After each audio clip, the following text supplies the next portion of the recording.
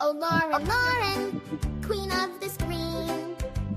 With Botox so tight, you look like a dream. But your skin's so thin, it's like tissue paper. One wrong word and poof, you're a vapor. Hey, Lauren, Lauren, toes all sore and red. From folks stepping on them, now you're crying in bed. People are mean, you wail through the night, but you swing at victims' kin. What a sight! From YouTube throne, Queen Lauren's so grand. Now cast to the peasants with pitchforks in hand. You dish out the drama, true crime with flair, but cross your highness, oh beware. Family members grieving, you pounce like a cat, claws out and hissing, imagine that. Botox can't hide that frown upside down. Your kingdom's crumbling, you're losing your crown. Hey, Lauren, Lauren, toes all sore and red. From folks stepping on them, now you're crying in bed. People are mean, you wail through the night, but you swing at victims' skin. What a sight! From YouTube throne, Queen Lauren's so grand. Now cast to the peasants with pitchforks in hand. Once upon a vid, you ruled the true crime wave. Subs in the millions, oh what a rave. But thin skin and sore toes led to your fall. Now you're scrolling comments, ignored by all. Peasant life calls with no royal decree. Just Botox bills and reality TV. Hey, Lauren, Lauren, pack up your crown. The kingdom's evicting, you're heading downtown. Toes still aching, tears on your sheets. But hey, next adventure, true crime on the street. From queen to the fields with the mud and the muck. Lauren, oh Lauren, next time, better luck. Apologize, Lauren, to victims of our... All right, I need about 2 more minutes, so we'll Lauren, do Lauren, our hidden true crime queen of the opera. It began. Lauren and her filler sweet 52. Be right back. Rocking that Botox like it's 2002. Gray baby, barely old enough to vote. Found her soulmate in a true crime Reddit post. Hidden hands, touching hands over a Dateline episode about a lady in the woods. Sipping root beer, screaming that could be us. Befriending Lori, Vallow in jail, just get her trust. You are the prairie girl of Lauren's dreams. Sister wifing in the LDS scene. Mormon ghosts are nodding with approval, it seems. Dr. John said, I now pronounce you codependent. 2 Karens share a bed at Amazon Prime. True crime love never felt so disordered and sublime.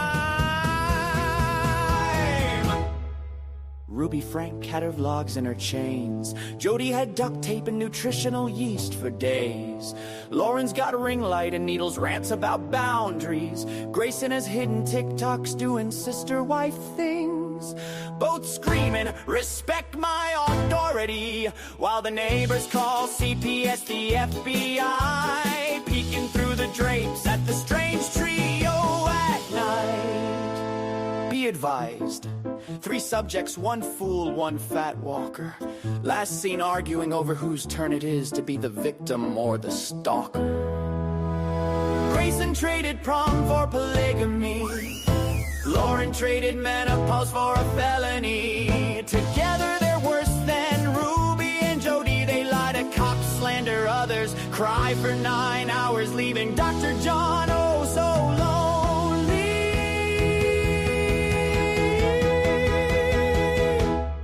So here's to John and his girls, one with filler, the other hair slick with oil, both fighting age. Personality disorders in a collagen cage. May your mugshot go viral, may your GoFundMe thrive, and may Dr. John keep both of you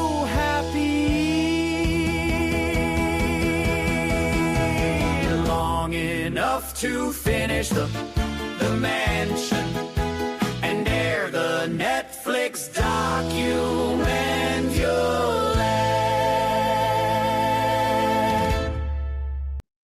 Okay. Well, good afternoon. I hope everybody is doing very, very well. Diane Henna, nice to see you. Eve in Germany. Oh, it's so good to see you, Eve. Okay, can someone please send a very annoying earworm bug to Jules's computer? I literally think about Lauren, Bloody Matthias all day long when I hear that song.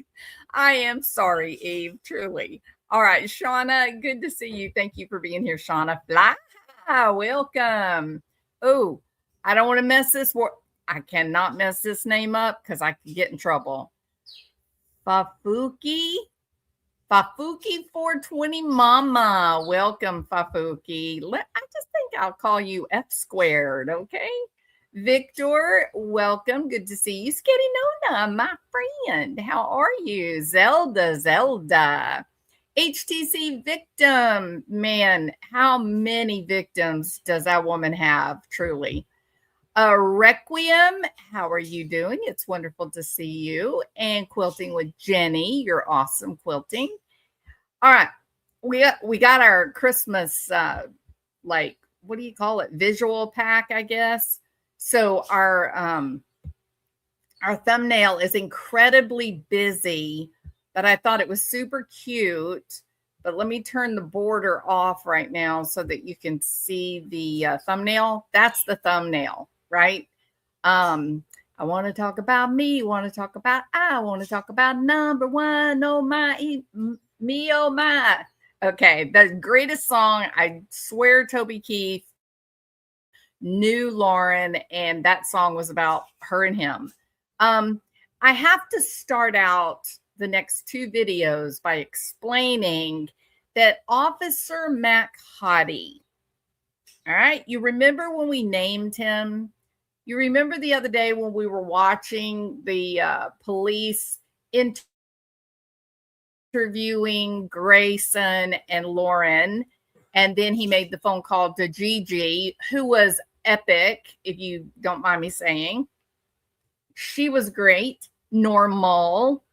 And we named him Officer McCarty because he seemed impervious to Lauren's manipulations and machinations, right? He seemed like he knew what they were up to, like he was on to them, that the whole thing was just them trying to use him to try to silence all of her victims. That basically in a nutshell is what it seemed like, right? And so we now have to, we have to change his name, guys. I know we were just getting used to it, where everybody knew who Officer McCarty was. We got to change it. Okay, so we have to have a christening ceremony. He has to be renamed, christened, and after you see his, let's just call it what it is, interrogation of Christina, not the stalker, by the way. You're going to soon find that out. But when you listen to how he ultimately then spoke with Christina,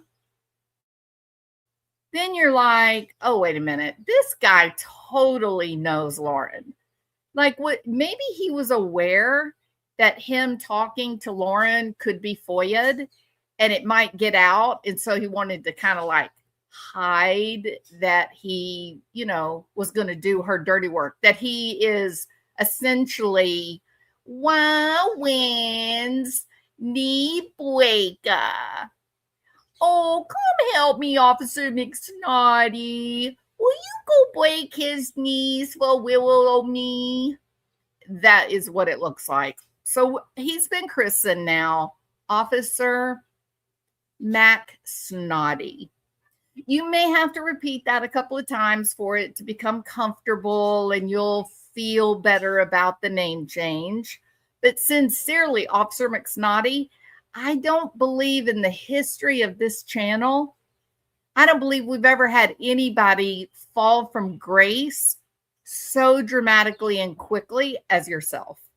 Like, what happened? Sincerely, what happened that when you're speaking to Grayson and Lauren and you're saying, there's been no crime committed, there's been no crime committed, there is no crime, no crime, no crime, no crime, no crime. How did you go from that to yelling at Christina? You listen to me. How'd we get there, sir? And let me just interject a little impression that I got as I was listening to these, recordings, the body cam. I kept feeling like he sounds familiar. Did anybody else have that sensation? Did anybody else watch these, or it's actually like listening, right? Did you listen and feel like, why does he sound familiar? His voice sounds really, really familiar. Remember at the beginning of this doodah mess when I said that their marriage was not going to survive? No, Dr. Babe is now duck, goose. Anybody think they recognize the guy's voice? I think he sounds like John Matthias. Please don't get me wrong. In no way, shape, form, or fashion am I saying that he's actually John pretending to be a police officer. No, not what I'm saying. You know how families, sometimes people really sound a lot alike? Like I'm the mother of my son, right? And when I pick up the phone and answer it, sometimes I'm thinking I'm talking to my brother.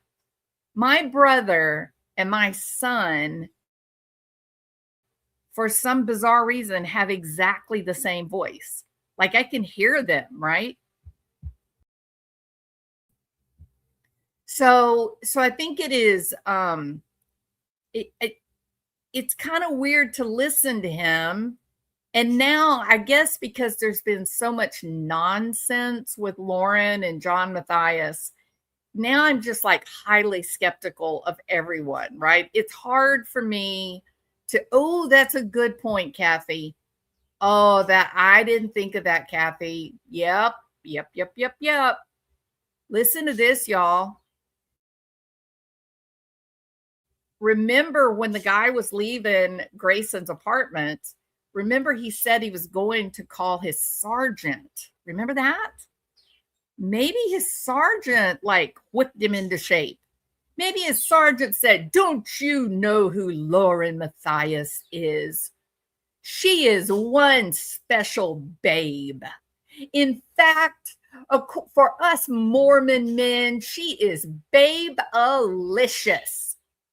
And you will protect her. Do you understand me, Officer McSnotty?" Maybe that's what the sergeant said. Question: can we FOIA the phone call between Officer McSnotty and the sergeant? No, I don't think so. I think we would be going over the line on that one. Officer Pawn at your service. That's a great name, Kylie. He was having one of those man-child tantrums that John had in his 4-hour video. He didn't like being called that because he knew it was true. Yeah. And I may never get over the fact that a mere woman interrupted me, the great John Matthias, when I was about to have the single most profound thought of my life. I will never forgive Lori. I will never forgive Lori Hellis for interrupting my greatness. Wait, you're not going to like this, John. You're probably just going to want to turn this off. In fact, John, if I were you, I wouldn't listen any further. I would just step away from the keyboard, John Matthias. Just walk away. All right? Because you're not going to like this live at all. All right. Now then. So everybody clear. Let's make sure we're all on the up and up here. That Officer McHottie is no more. Fall from grace. All right. He's a gone. Now we have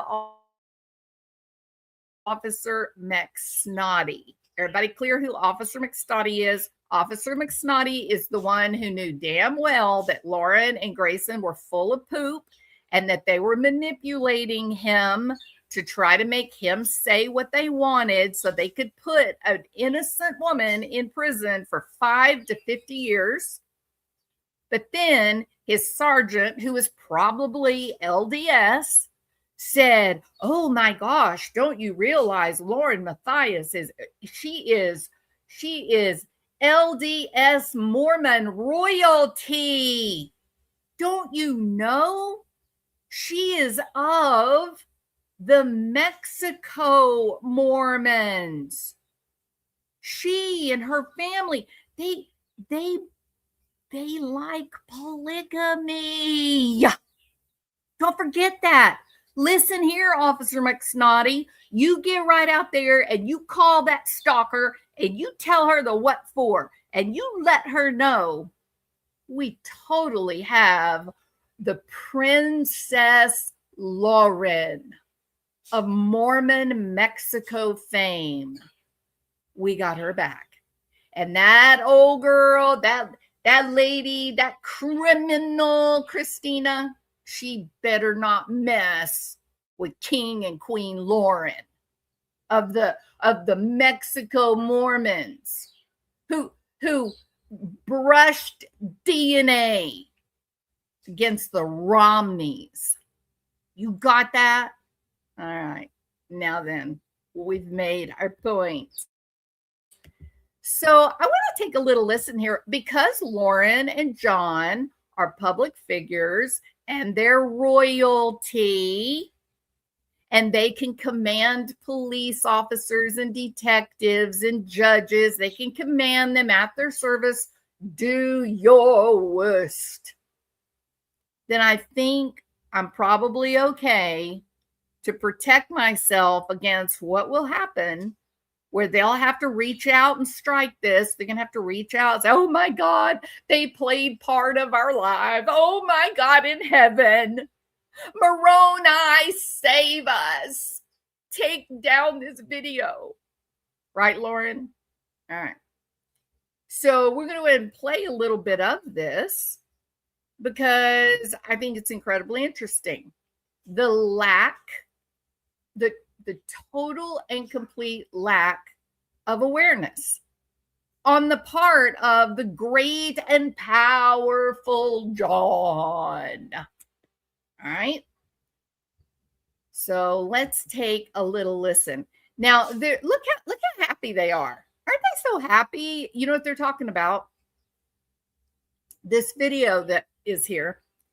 This is the day of the Brian Kohberger sentencing. This is when everyone was so traumatized at the idea that this man did not have to stand trial for what he did to those 4 young people. And we were all heartbroken for the Goncalves family, right? These prosecutors really let down a large group of people, most important, the Goncalves family. And there was some other issues too, but it was a bad day, right? If you agree, if you think that was a bad day for people that follow true crime and cover true crime, put a 1 if you think it was bad. If it was a great day, if you were having as great a day as Lauren and John Matthias, put a 2. Oh, I know, Dee Dee, I know. I'm scared, okay? the king and queen are coming. They're coming for me. Maybe not. We'll see how it goes. All right. It was a horrible day. It was, the only other day that I could think of where I felt real, how do I say this? Like I felt real indignation for something that didn't have anything to do with me. We cover these cases. We talk about these cases. These are not our family members. They're not our friends. We do get sort of sometimes emotionally involved in them because of our own ideas and experiences, but they're not our family, right, Lauren? Like JJ Valos, not your family, correct? You have a little boy. We're going to talk about that in a minute. But you had to ignore your, family member in hospice. You had to ignore your dying brother so that you could go get justice for JJ. But you canceled the vacation with your son because you were just too upset about YouTube gossip. Do I have that right? That's what you said. I'm not repeating anybody else. You said that to everyone during that 9-hour live. You literally walked away from an 8-year-old little boy who needed to spend time with his mom. But when it came to a crime victim, a murder victim, you left family members that were in the hospital dying or in hospice. You left them saying, I have to be there when JJ gets justice. Things are weird, Lauren. Okay. So you're not connected to Koberger. You're not connected to the 4 college students that were brutalized by him. But man, you and John are so excited. This is a great day. You guys are yucking it up. You're having the greatest time. This is so fun. My guess, just my guess, is you guys were so excited about how much money you were going to make. Oh, John, man, you got to go live with me today. We got the Koberger sentencing. We're going to make a fortune today. Woohoo! Party! And there they are, right? There they are. Excited. The only 2 people in the United States of America, or perhaps in the whole wide world, that are following the savage murder of 4 people, college students.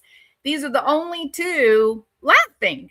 It's got to be the money. Anybody else have any ideas why they'd be so happy on such a dark and abysmal moment in history?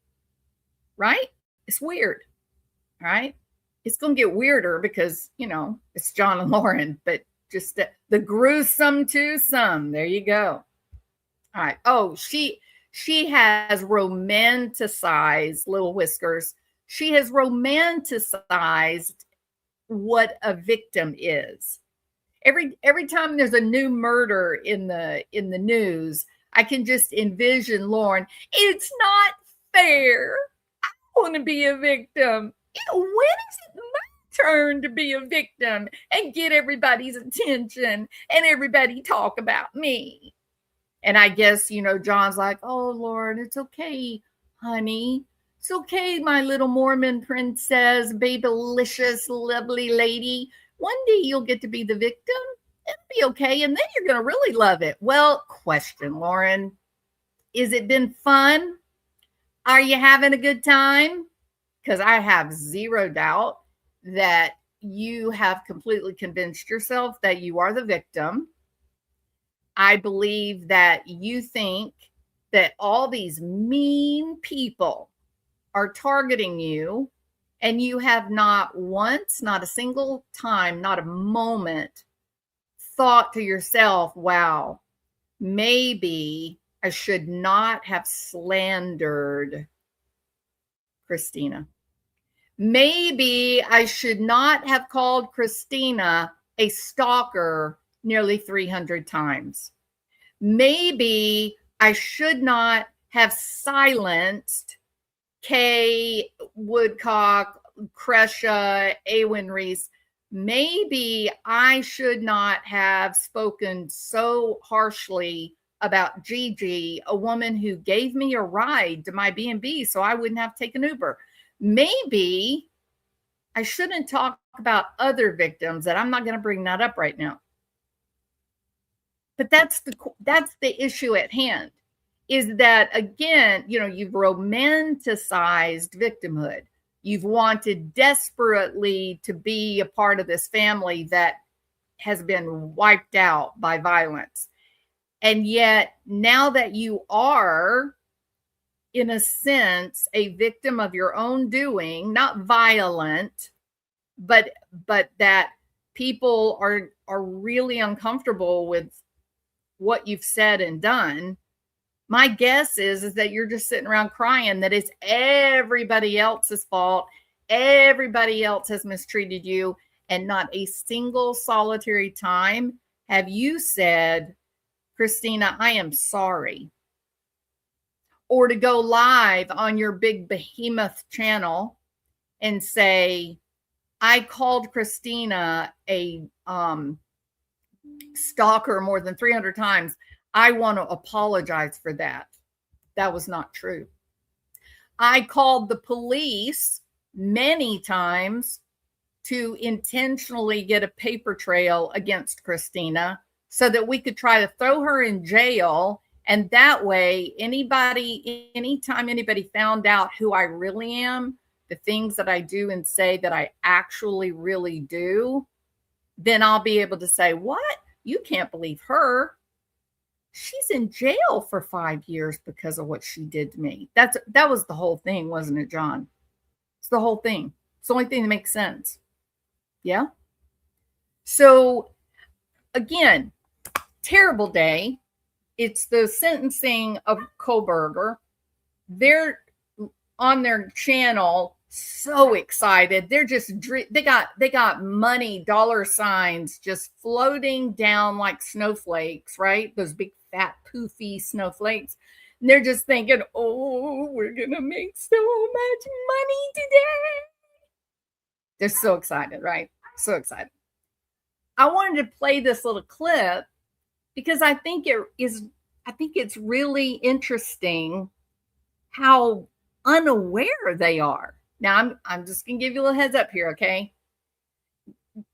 We're not going to have to hear about Brad Pitt. Brad, honey, you're safe. Okay, so just relax. He's not going to be slathering all over your name, okay? But when you look at the context of the moment, how dark and sad and just negative that whole moment in time felt that day with Kohlberger and the Goncalves family.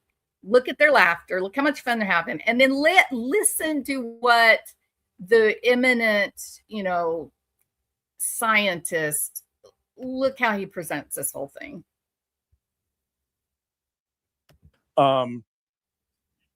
When I think about tragedy, I actually go back and think about like human beings doing cave drawings tens of thousands of years ago.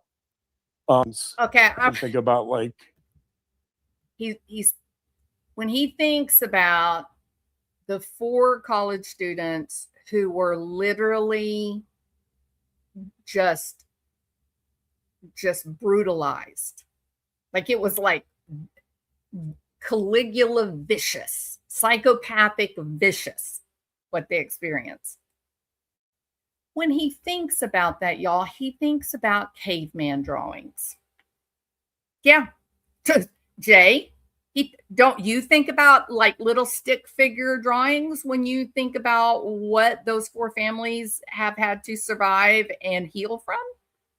The fear of those young people trying to run and escape from a house of literal horrors. He thinks about stick drawings in a cave. Now, look at his face. Okay, this is one of the things that really got me. Look how expectant he is. Like he's waiting for Lauren to be, oh, babe, that is just brilliant. You see, this is why we need you on the channel, because you're so damn smart. And we're just all little peons and we don't understand these things, but we got you, babe. We got you, babe. It's he is serious. He is not making a joke here.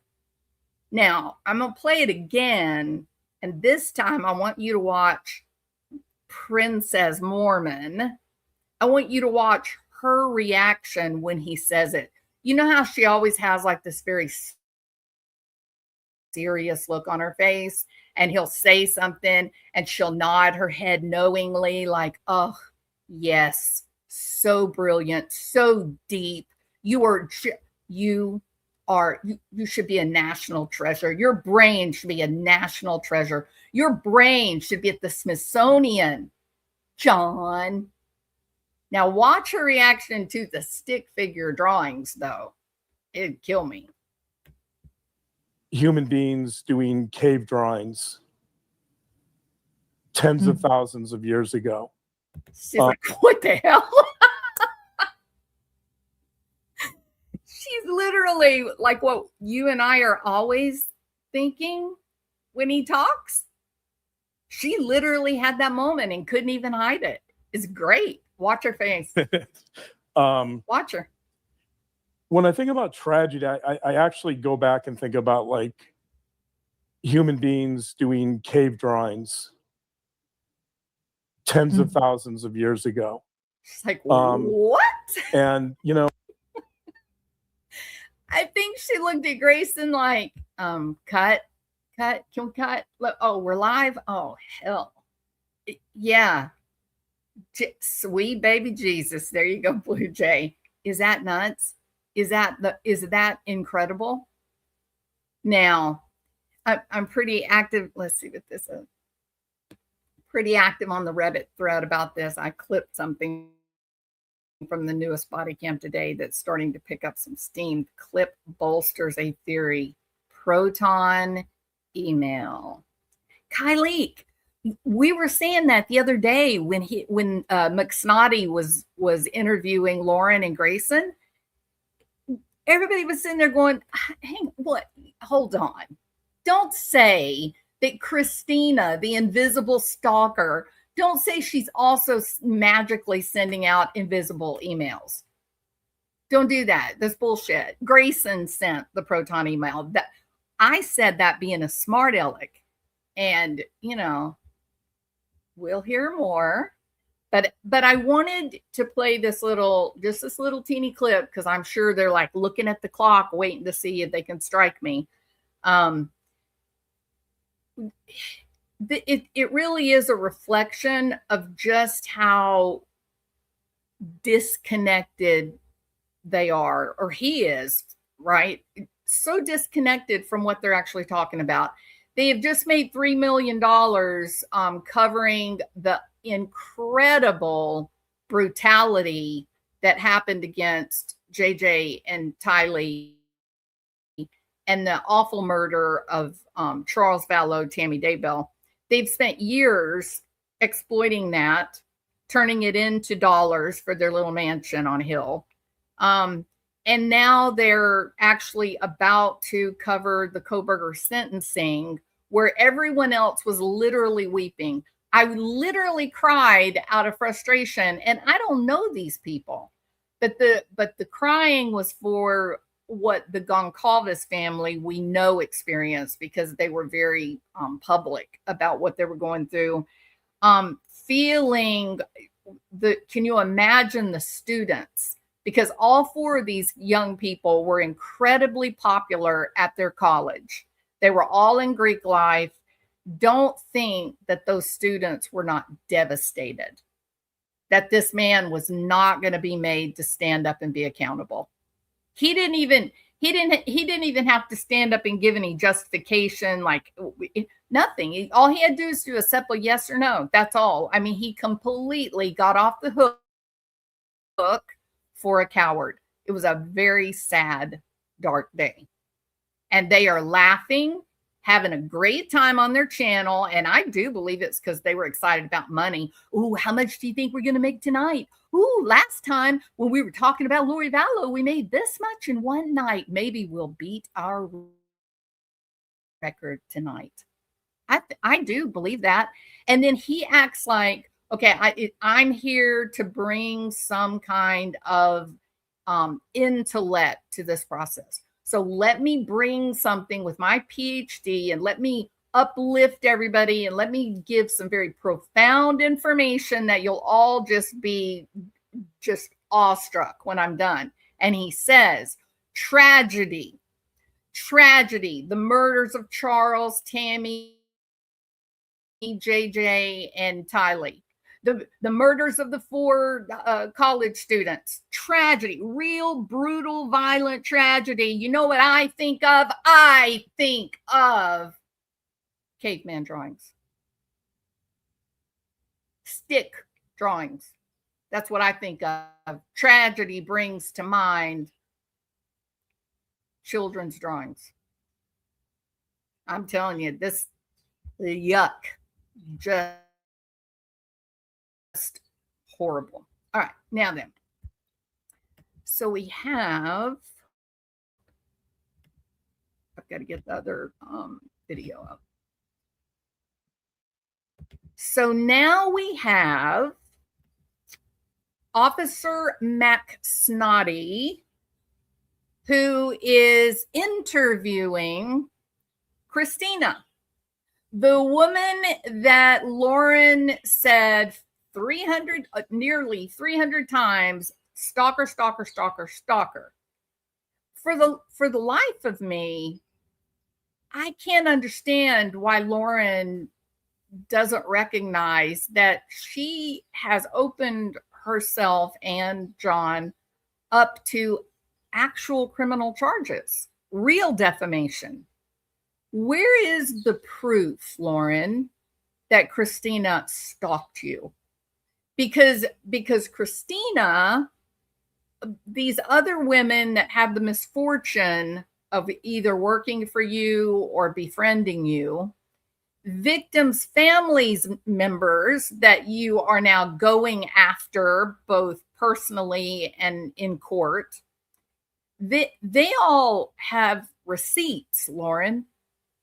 They have what you and Gray Baby want to call evidence, not circumstantial evidence. We got real evidence. Excuse me, I'm the great and powerful John Matthias. I'd like a report with your signature on it so I'll have some evidence to go to the judge with. You ain't got nothing, Lauren. Nothing, zilch. You and John have nothing but manipulation, strong-arming people, and words. You believed, in my opinion, you believed that you could take your behemoth 300,000 subscriber channel and that you would use that to bully the women that actually had the truth about you. I believe that because I can't think of I can't think of a single other reason, none whatsoever, that you would have embarked on this insane plan. That, like, I can't even think of what your thoughts were, why you thought this would be okay. And I do have one more talking point before we start this. Okay. So, you know, what I said earlier about that Lauren said that she had to leave hospice. She had to leave her brother. She had to leave her mom. She couldn't be there for them when they were physically in need, right? She had to be there for JJ. She had to get justice for JJ, and she wasn't going to miss it. She had to be there to ensure that he got justice. And everybody's like, what are you on? Because the people that did that work were the prosecutors, the judge, the detectives, not you. What did you do? You didn't do anything except be a peeping Tom to Kay and Larry Woodcock's intense grief. That's all you did. You just sat around and you watched, and every time a tear fell, you thought about those dollar signs because now you had something else to go report. That you literally are sitting there going, well, let me tell you, Larry began crying, and he cried for 27 minutes and 32 seconds. But don't worry, I'm on watch. I'll report every tear that falls from the man's eyes. Now, I'm using hyperbole. I'm being facetious, but you get my point. Lauren, you did nothing to get justice. In fact, my guess is you interfered with a lot of the process. We know for one thing, you definitely interfered with Nate Eaton. You interfered with Nate Eaton. You caused problems with Nate Eaton when you basically tricked him, stole Lori Hellis's manuscript, and then publicly offered to hand it out free of charge to anyone who wanted it. I don't know why Lori Hellis hasn't sued you into oblivion. And yet you sit in that hotel room bed for 9 hours and call Christina a stalker. Why? Character assassination. It's the only reason you did it. Character assassination. You knew that all of these people, that they all had truth. They came with receipts. They have facts. The things they say to defend themselves, they can absolutely show proof or have corroborating witnesses that reveals that you're the liar. You're the manipulator. You are the exploiter. And after watching this interview or interrogation of Christina, I think there was extortion in the phone call. Pushed by you. All right. Now, she has to do all this because she's going to be there to get JJ justice. Right? In her own words, during the 9-hour live, Lauren said that her son was malnourished because of Christina. That her son was malnourished. He was too nervous because of all that Christina, the stalker, was doing. Her son couldn't eat. 8, 9 years old kid, right? That the little boy wanted to know if Chad Daybell was going to come have dinner with them. What? They said that her little boy, not the bull crap, JJ, we've got to go get justice for JJ. I have to be there to make sure that JJ gets justice. The little boy that came from her DNA, here's what she told us about him. He's malnourished because of the stalker. That he has bags under his eyes, that he can't sleep out of fear of the stalker. That he's clinging to Lauren or Grayson. That he's clinging to them. He can't go play. He can't go do his thing that little kids do out of just total fear. that he can't sleep, he can't do anything, he can't play, he can't do anything because he's so scared someone is going to come and hurt mommy. Now, here's the problem, Lauren. He is your child. JJ is not. JJ has nothing to do with your family, none whatsoever, none. But the little kid who's now 9 years old, going through this, 7, 8, 6, 7, 8 years old, this little kid is yours. So what exactly did you do to help him? Oh, you told him that Chad Daybell was going to be on the loose, a guy that killed 2 kids, and that Chad Daybell was coming to dinner. This kid was listening to all of this nonsense for years to the point that the little boy knows the name Chad Daybell. It didn't occur to you that that was inappropriate.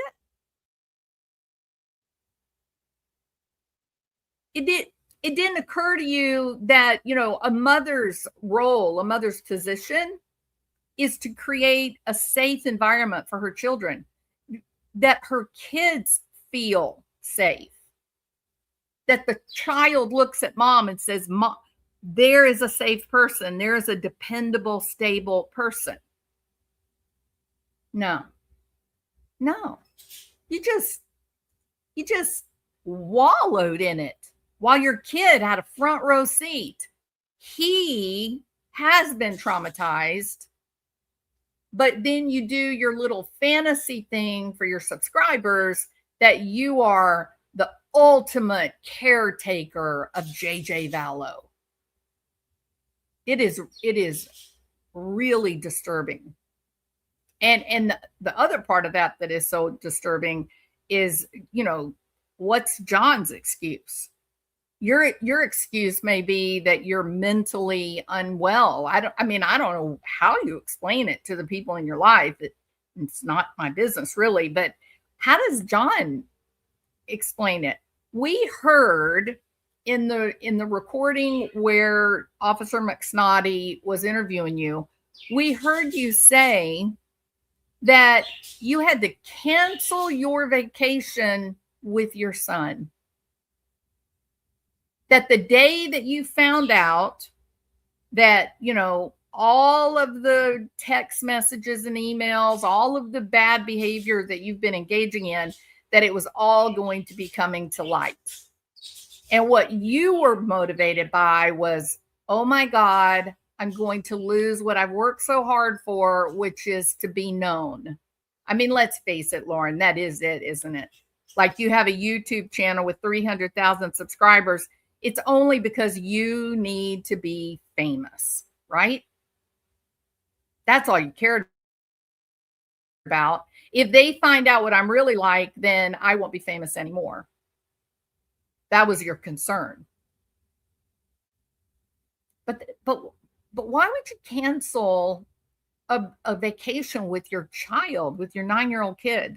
Like, why would that even occur to you that was what you needed to do? If something happens that increases stress, it seems like to me time with your child, like playing and acting silly and having fun, it seems like time with your child would be considered something that made you feel strong and helped you heal. I mean, that's the people I know, that's how they relate to their kids. They love their kids. Spending time with their kids feels good. So I think it is very interesting that you are so confused about you have to be there to get justice for JJ, but you're perfectly all right to cancel your child, and nobody knows if the whole vacation got canceled or if John and your child went ahead and went on the vacation. I kind of think that may be what happened. Otherwise, how do you explain the fact that you're living in Grayson's apartment? So this is, children have a right to, they don't always get it, but they do have a right to grow up in a stable, happy, dependable, predictable environment. They have that right. If you're going to be, if you're going to be big enough to have one and birth one and bring one into the world, you have a responsibility to do the right thing by them. You have found that, I think, to be very difficult because it means that you wouldn't be the center of attention. To be a good mother, to be a good parent, you have to be willing to stand back away from the limelight and let your child bask in the warm glow of the limelight. For you to reflect back to your child that they're valuable and they're worthy of your time and that they can play without fear because you and Dr. John are on the sidelines standing sentry. You're on guard not to let them get hurt. That's your role, but you can't manage that. You can't even conceive of a world where it is not you being treated like the child in the room. That all you have to do is whine and cry, and people better start jumping trying to make you happy. And that has not served you well as far as what you have displayed here on this YouTube platform. The impression is not, it's just not a good one. So as you have dished out some terrible, terrible things, the way you talked about these women, the way you talked about Christina, calling her a stalker and all of that kind of stuff, especially during a period of time, Lauren, where she had 100 subscribers on a TikTok and never once said your name. At the time that McSnotty was interviewing Lauren and Grayson in the apartment where they had to skip, cancel the child's birthday, Christina had not even started her YouTube channel or her TikTok channel. There wasn't even a talk of stalking, was there? I'm asking y'all, correct me if I'm wrong about that. The question of stalking as the crime in these videos wasn't even there, was it? What was the crime? Extortion. It was extortion. That's where they started. They're threatening to release blah, blah, blah. That's extortion. It's a crime. Right? And then the cop was like, no, it's not extortion. The only way it can be extortion if you say you have to do this or this is going to happen. You have to pay me $5,000 or I'm going to release the things that you said to me. That's extortion. But to just say, they're my words, they're my thoughts, they're my experiences, I'm going to talk about them, that is not extortion, right? Remember when we were listening, as Lauren sat in bed, cuddled up underneath the fur blanket like a little small child, she's saying to the cop, I'm telling you what we got. I'm telling you what they did. Now we're trying to work out what's the crime here. Is there anything here that we can bend and mold and shape into a crime? Because frankly, we need to have complete and total destruction of Christina's character. We need to make her a person that all those bozos on YouTube, on my YouTube channel, all of our hidden true crime gems will be so stupid to believe us. We don't care. Don't talk to us about truth. We don't care about truth. All we care about is how we can manipulate the hidden true crime gems not to believe what these women are saying about us, even though the women are telling the truth. Right?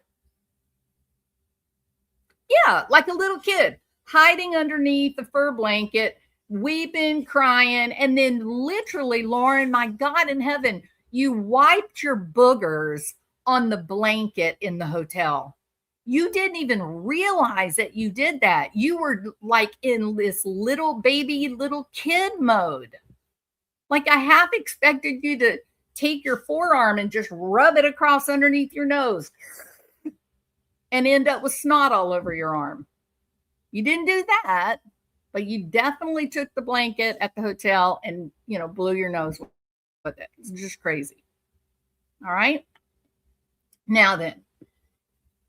So it was, but being in that moment, feeling like a child, you're not really aware, of what you're doing kind of thing. So when you stop, Lauren, and you think about why is everybody being mean? Why is everybody talking about this? Why are they showing the police videos? Why are they giving their opinions about what happened in the police body cam? I want you to stop and think. Why? Because you wanted to put a woman, a mother of 4, you wanted to put her in jail for 5 to 50 years to hide your bad behavior. I mean, I don't know how do you say that any clearer? I don't know how you say it any clearer. And when you do that, when you target people that are innocent, other people feel protective. When you try to destroy people that are good and decent people, others develop righteous indignation and they want to stand up and do something. They want to help protect. They want to fight for them. They want to stand up and form a wall between you, the aggressor, and the innocent person that is just trying to figure out what the hell is wrong with you. And that's where we are, actually, Lauren and John. We're not looking at cave drawings. We're not looking at little stick figures of, a caveman fighting a T-Rex, that's probably, inaccurate according to science, but you get my point. You've attacked people that didn't deserve it. You attacked Kay Woodcock, Kresha, Gigi, Christina, Janine. I mean, the list is incredible. And now people are sitting around saying, oh, please don't do this to Brandy Vaughn. Please don't go after Brandy Vaughn, please. But you will, won't you? You will. So you said these things. You did these things. You did. And you've just made it. You've taken what were individual fires, where you made these messes and hurt people and manipulated and lied. And as you tried to silence it, tried to hide it from the hidden true crime gems, you've just created a bonfire of what? Bonfire of the vanities. That's what you've done. This is real life, John. This is real life, bonfire of the vanities. And it's going to take a moment, it's going to take a moment of, yeah, I did do these things. I apologize. I'm not hurting anybody else. I'm not going after anybody else. No more police officers, no more, lawsuits, nothing. But I don't think you have it in you. But we'll see. But I don't think you do. Okay, so now we're going to start listening to the interrogation of Christina, not the stalker.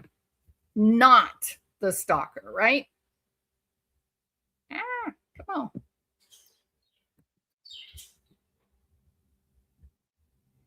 There we go. All right, I'll be quiet now. Perfectly, so no problem. Just let you know. Yeah. Just let you know I'm recording this conversation on my body camera, right? Oh yeah, thank you. All right, yeah, not a problem. So, let me go back to the original day of notes and whatever I got here. So, you called me on the 20th. Yeah, it was June 20th. Yep. So, I'm guessing by now you have an idea why I called, right? Yeah, for sure. Okay. So what it came down to is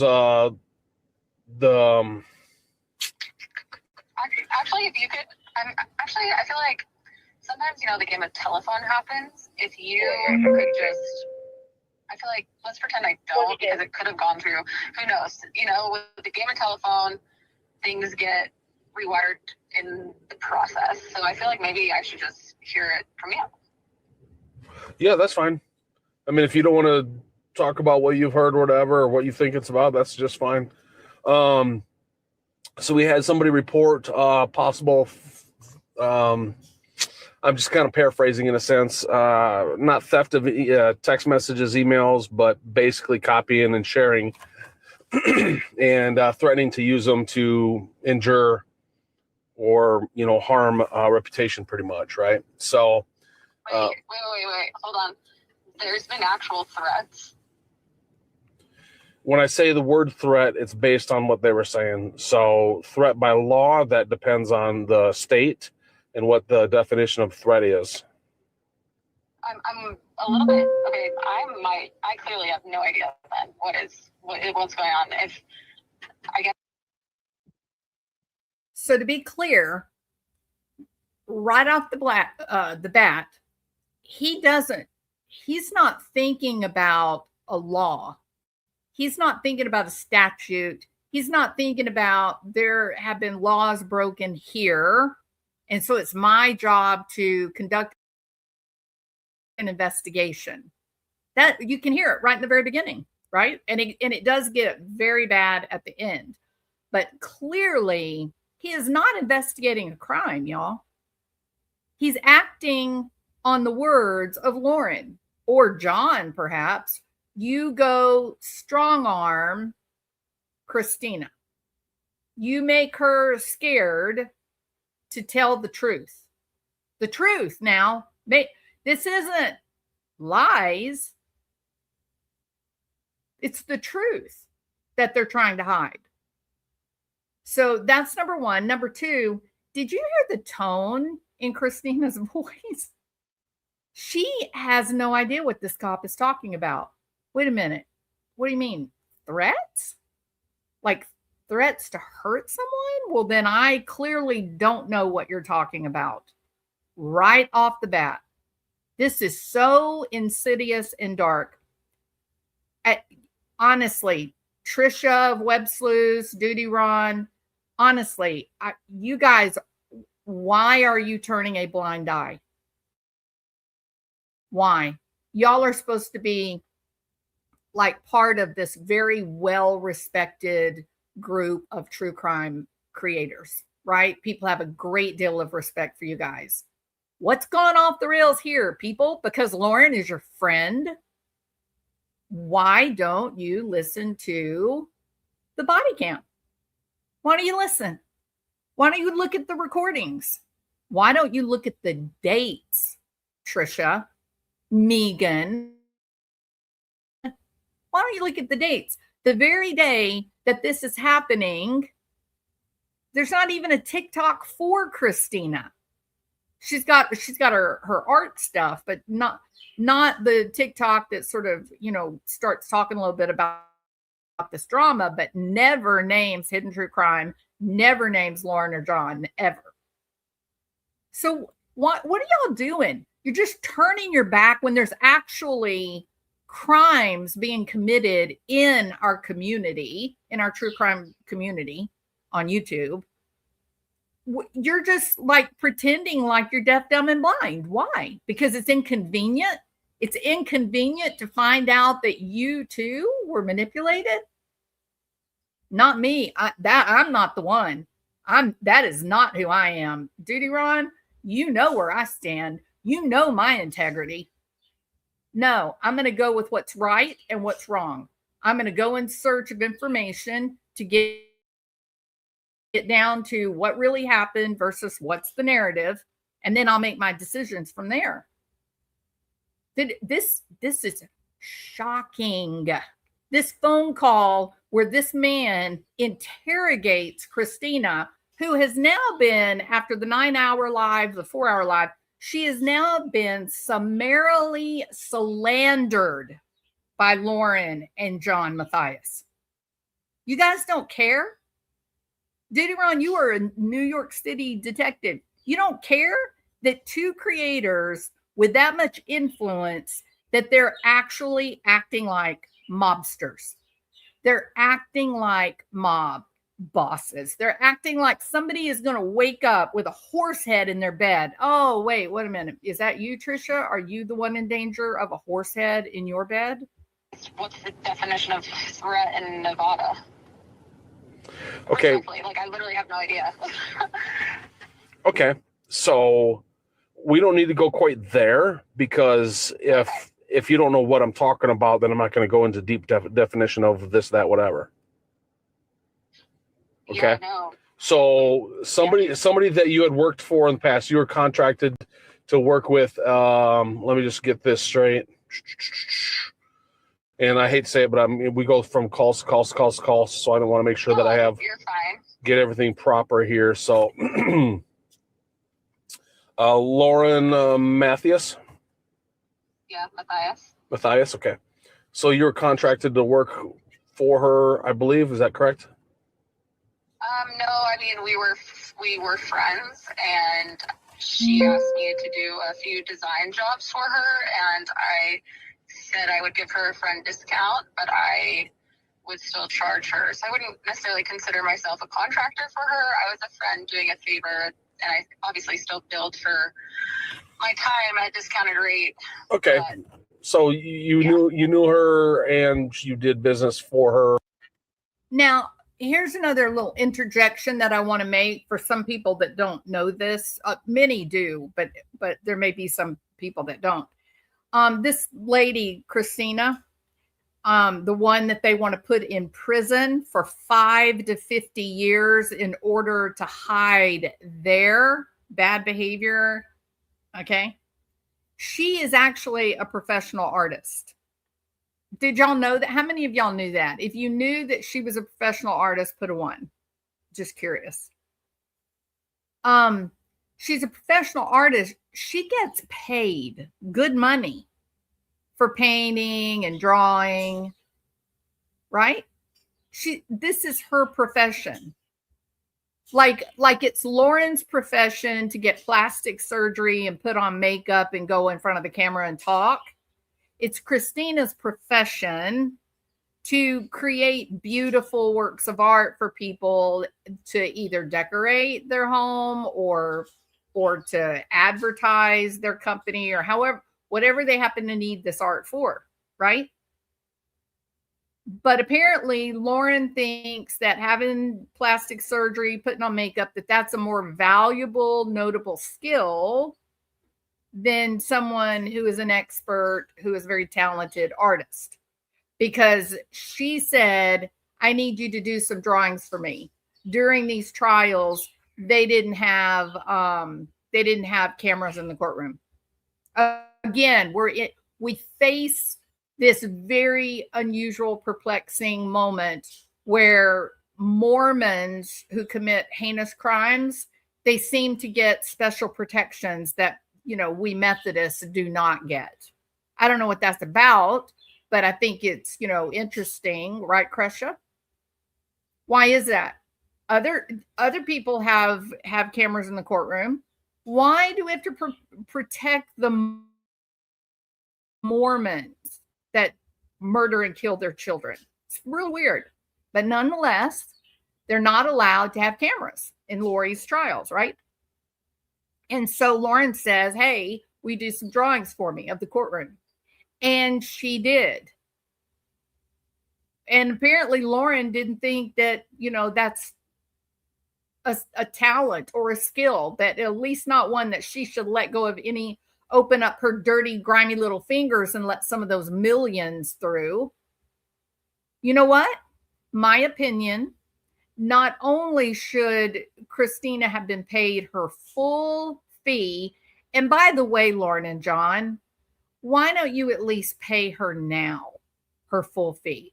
After dragging her for filth, lying about her, destroying some of her reputation, causing her to lose business, why don't you practice a little integrity and go ahead and pay her what you owe her. And not only that, you need, instead of advertising bullshit face cream that doesn't work and it costs $200, $300, why don't you give her free advertising on hidden true crime? Why don't you do that? At least start on your new life of honesty and integrity and ethics and morality. Why don't you start by trying to undo some of the damage that you did to this woman and her children?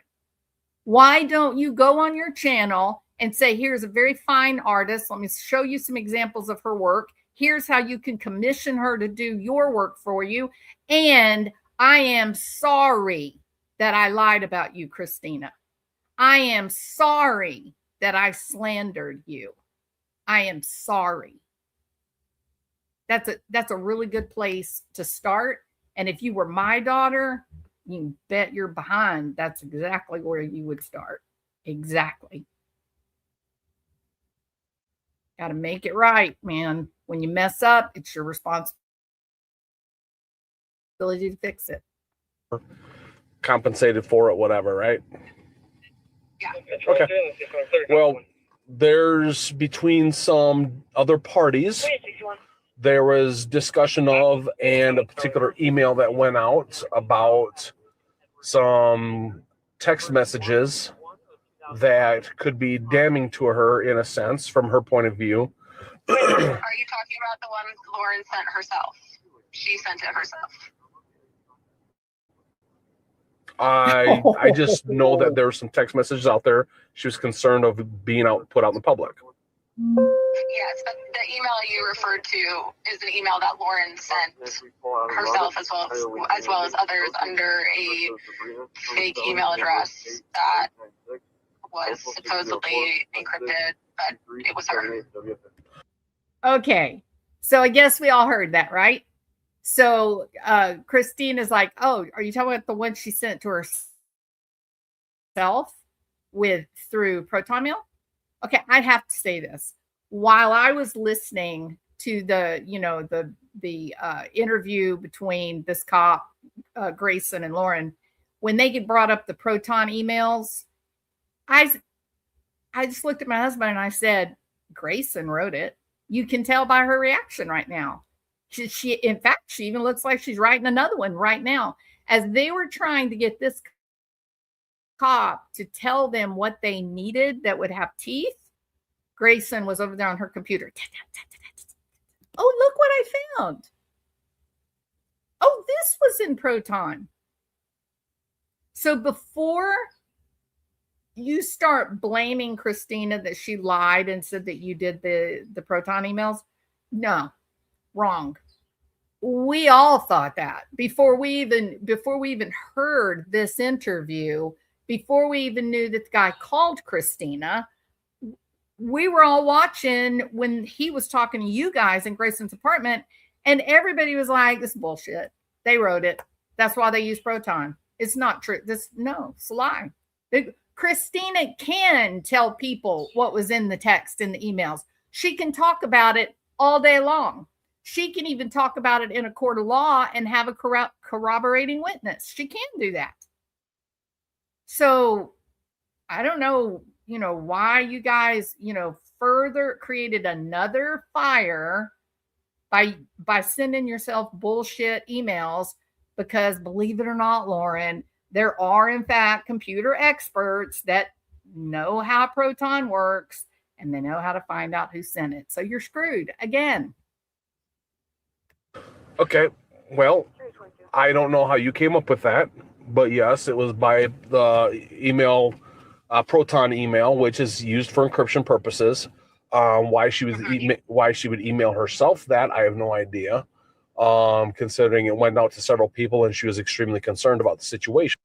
Because she's a sneaky, deaky snake who behaved badly in a way that she now knows that other people are not going to accept. And now she's trying to hide so that her hidden true crime gems don't find out that she's a total fake, fraud, and phony. So I don't know if you could enlighten me how you figured out she was the one that sent it.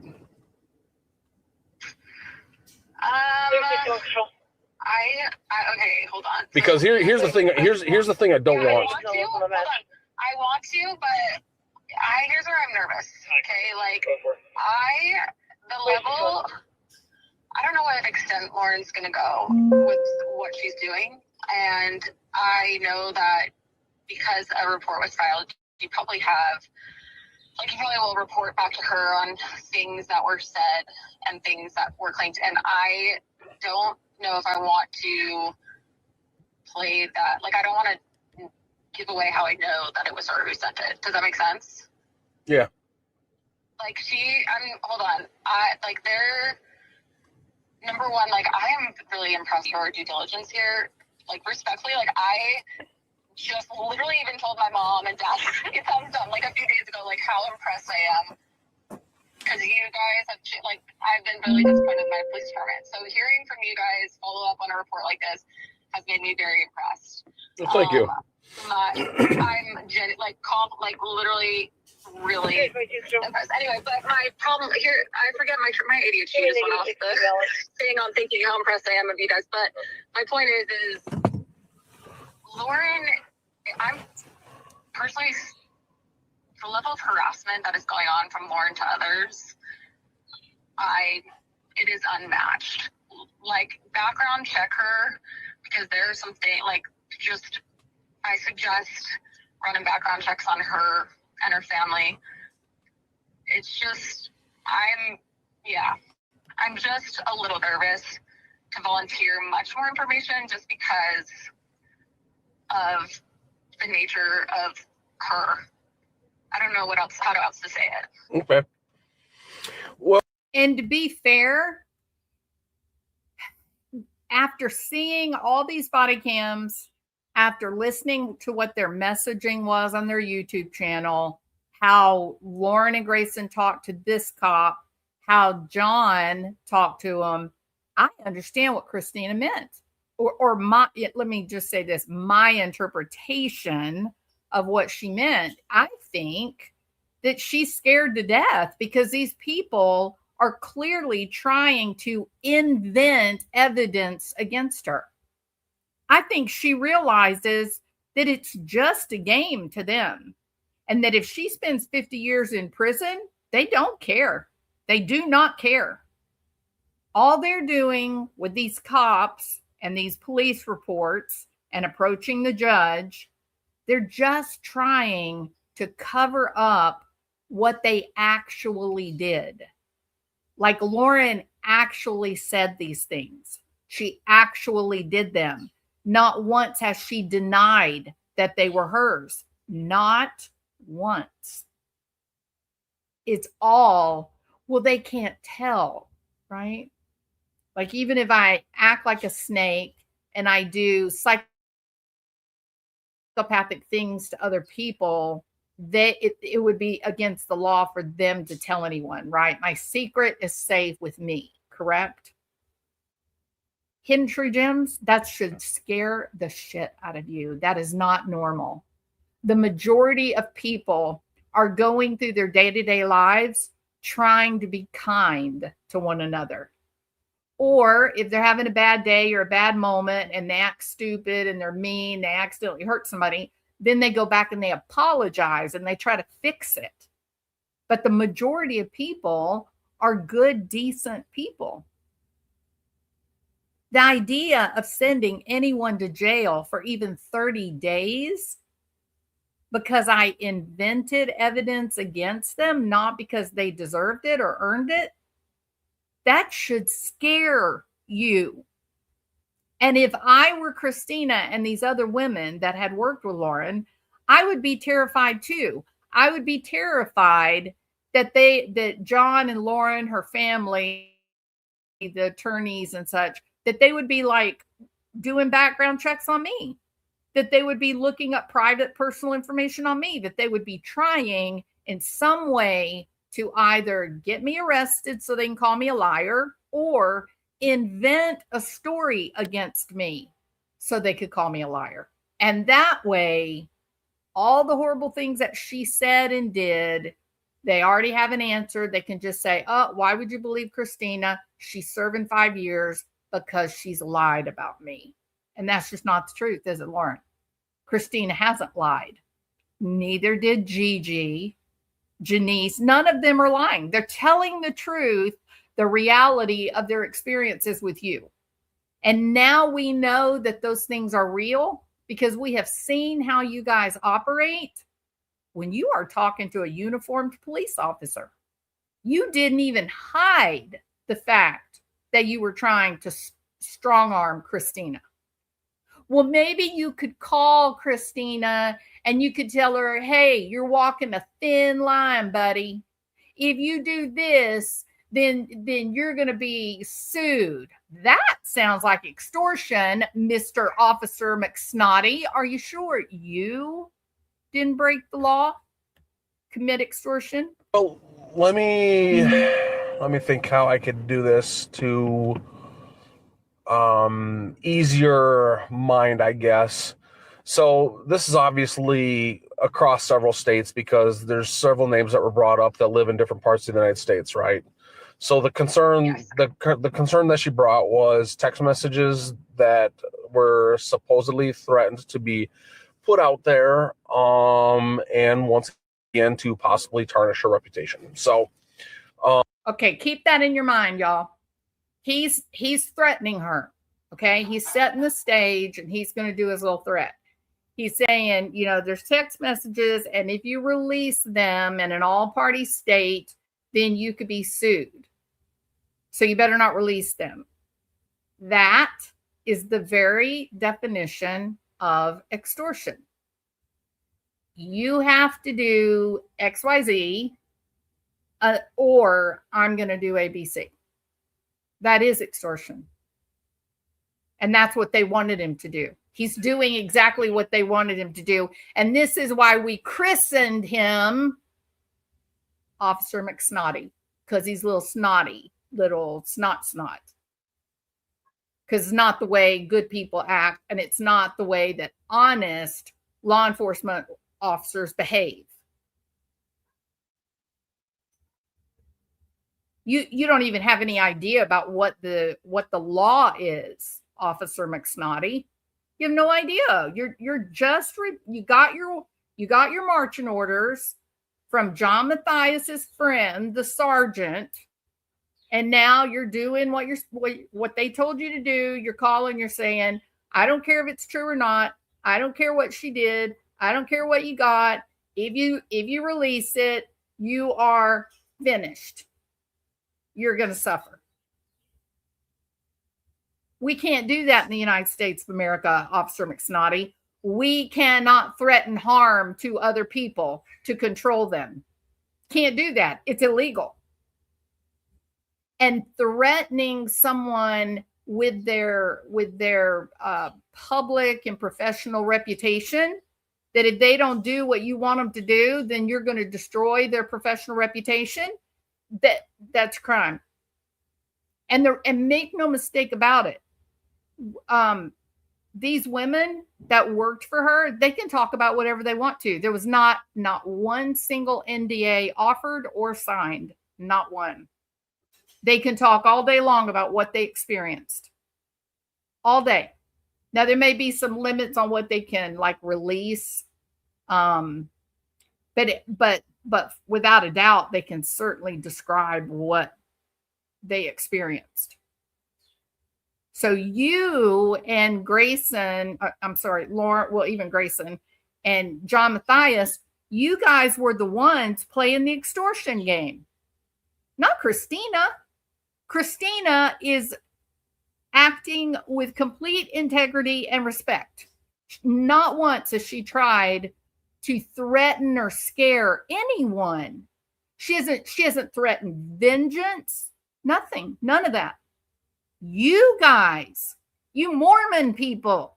No, I don't know if they're all Mormon or not, but you guys that seem to be, impressed with Princess Lauren and King Matthias. You're the ones that are acting in bad faith to the law. I've never screenshotted anything she has sent me. I've never I've never done any of that. I'm not worried about that at all. I can be very open with you. I've not threatened her. She's threatened me. And this is so interesting to me that, like, I just don't know her game plan. I don't know her end game here. And it's Okay. Well, so we're all. She is afraid. She says, I don't know Lauren's end game. But she's done things that were so shockingly untruthful that I don't know what's going to happen to me. I am afraid. Officer McSnotty, you got it wrong. Christina needs to be protected from Lauren. Crescia needs to be protected from Lauren. Kay and Larry Woodcock need to be protected. And in my opinion, Brandy Vaughn definitely needs to be protected. I was going with that is she has those concerns. She showed me an email that was, from Proton.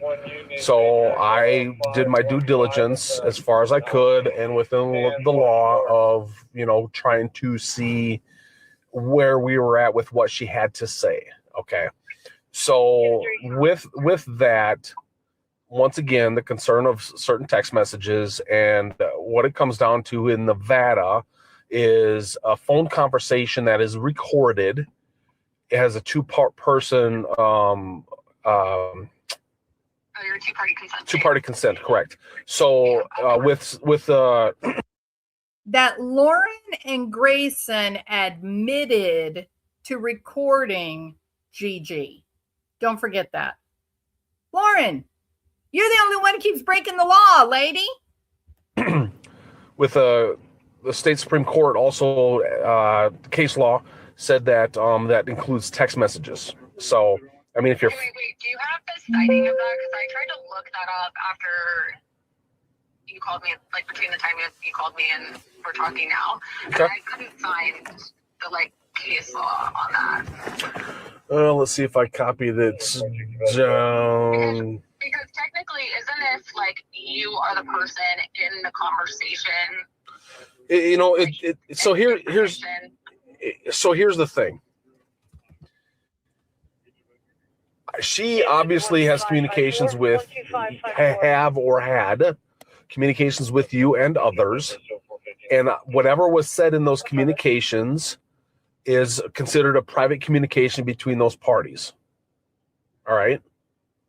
Yes. So if that private communication is screenshotted, like you brought up, not me, you brought up, is screenshotted and then shared, then you're basically violating Nevada law.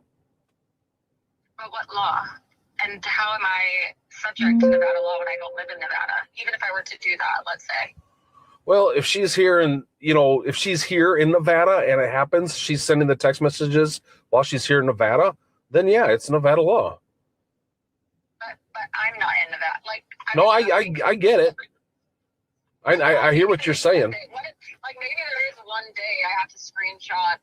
I mean, I don't have anything damning on her, between me and her at all.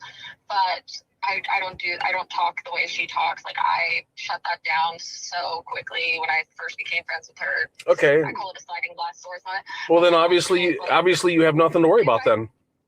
No, I know, but I'm trying to understand though. But I might screenshot. I might screenshot my conversations with her and put it in my Dropbox or something for in my files for security purposes. Let's say. Okay, but if you're not sharing them, you shouldn't have to worry about it.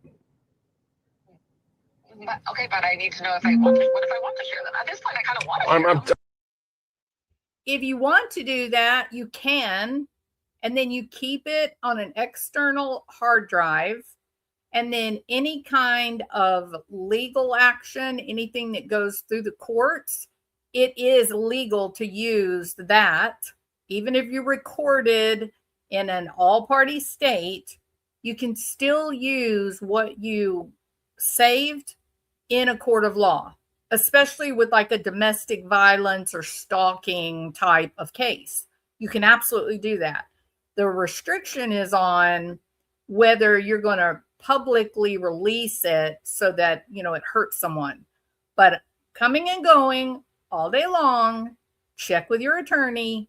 You can take that information and you can put it away for safekeeping so that it can be used as evidence in court proceedings. I'm telling you. There's another thing you can do too to get the information out legally. Someone else can listen to it, and that way you can tell what you heard, you can talk about what you experienced, what was said to you, and then you will have a corroborating witness who will say, yes, I heard them say XYZ. So there is definitely ways to get the information out in a way that is not breaking the law, even an all-party state like California. But I think the real utility at this point, after everything that we've seen and heard, I think the real utility is to store it on an external hard drive and then, turn it over to your attorneys. That's the way to go forward. It's against Nevada law. I know, but what's the case? And then you said you don't screenshot them, but then all of a sudden now you're saying you do. No, but I kind of want to now. Like if she's kind of harassing me, so I feel like I kind of want to. But like, what's the law? Well, if you need to, then file a report down there if you're getting harassed. I know, but what's the Nevada law? Let me see if I was just doing some searching, because here's the thing. I'm a patrol officer. I'm not going to toot my horn and say I'm the best detective or anything, right? So I had to do my due diligence and do some searching as well. So I didn't copy everything because we don't, there's so many laws that we just don't know them all, especially like traffic laws. So sometimes we need to do a little bit of extra searching and things like that. So let me see if I did. I feel like to have a police officer telling me that, like, because to have a police officer telling me it's against the law to do that, I actually have several examples of her sending so many screenshots to me. Yep. From other people. So well, then that other person would be the victim. I could also inform that person that she would be the victim of this. You could, yeah. But my question is, like, obviously you don't know the case law off the top of your head. I have an officer calling me, spouting something is the law, and I want to know what, like, so I can wait a second for sure. Like, I know, like, I'm giving you grace here. Like, I get it. You don't have all day. Like, I can't even remember my kids' names in a row at sometimes. Like, I can't even imagine remembering all the laws. So I can wait a second for sure, but I definitely am curious. She's saying, I'll wait while you look up the law, right? She's being gracious and saying, I'm not in a hurry. And since you're threatening me with breaking the law and getting sued, I would like you to tell me the particular law, the Utah, Colorado law that I actually broke or would break if I were to share them, right?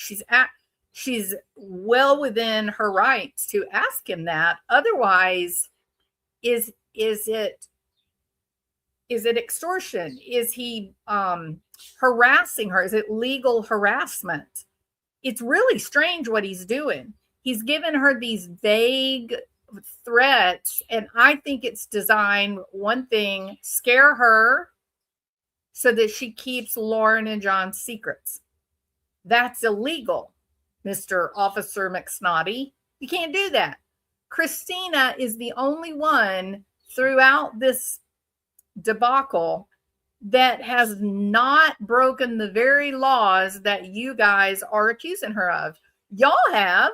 You guys keep acting badly, breaking laws, acting with zero integrity or ethics. She hasn't. This is incredible to listen. I don't know how y'all got yourselves in this situation. It wasn't just one event. It's just like y'all have no awareness of who you are, what you're doing, none. Yeah, let me see if I can find it. See if I because I did put a lot of stuff. So I did not take a full report, right? Because everything I had. So are you telling me? So just let me ask you this flat out question then, since we're talking. So you have not screenshotted text messages and shared them with other parties? I want to answer you honestly here. She has not shared So I them. have to think. Never mind. No, I quite possibly. I want to answer completely honestly. Okay. If I've done that with Lauren, like I genuinely have nothing. I can't think of any moment I have right now off the top of my head. No, but Okay. I'm like 99% confident of that. You know what I mean? Right. Like I would hate to be like I'm 1,000% confident and then be like, oh, Well, I get you. months and months ago, this like, nothing burger.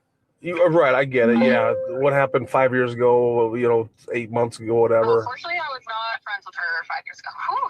Oh. I bless the hearts of the girls who are, and I say that respectfully, not in the Southern way. I live in the South, and they don't say that in a nice way. I don't mean it in that Southern way. I mean it legit. I've cried tears for them with what they've gone through.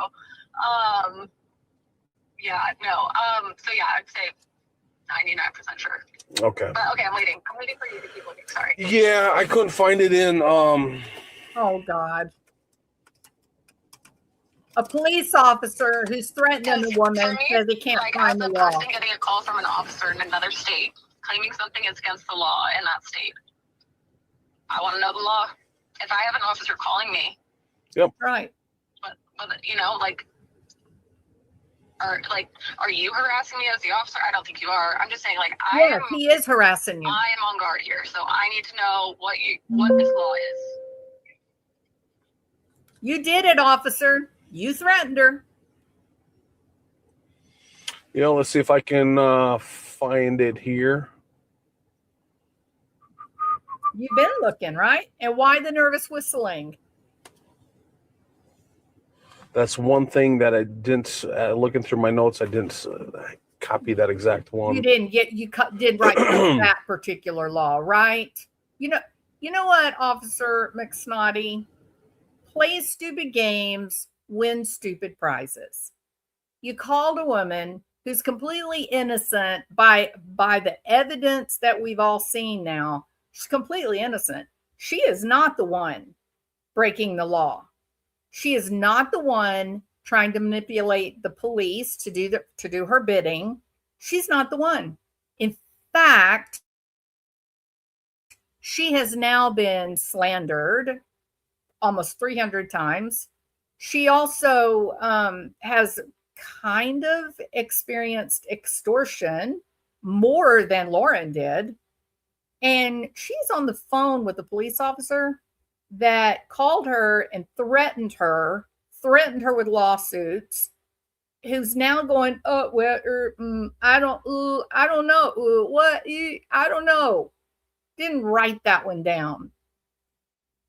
Man, I hope Christina gets very wealthy before this is all over.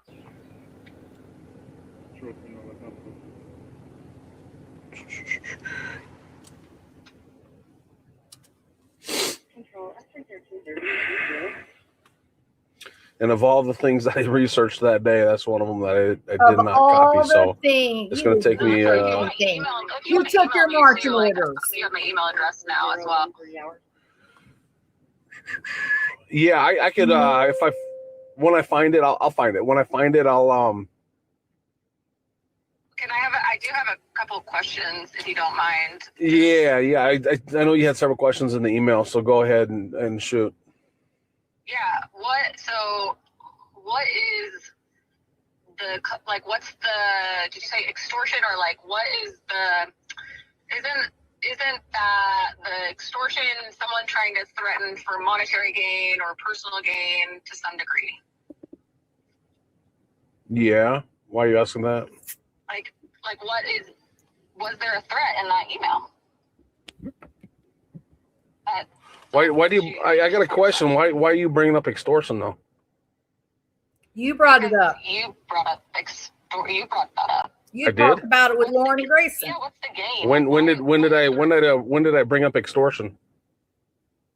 I don't know. Maybe I don't. At the beginning, you said, there's some sort of threat. Maybe was the word. I mean, I can't remember the exact word here, but that's the vibe I got. What threat is the, or harm? Was He said harm to some her sort, whatever reputation. the end game is. What's the claim here? Like, what is? I already shared it with you. Already shared it with you. You liar, you didn't. Can I file? Like, I need to file then for your body cam footage because I don't remember. I should have written that down. Okay. Well, okay. So in my email, these things are down. Okay. Clarification on the nature of the complaint made against me, including what, if any, statute or violation is being alleged. And then you said you. Okay. So there's no complaints straight up against you.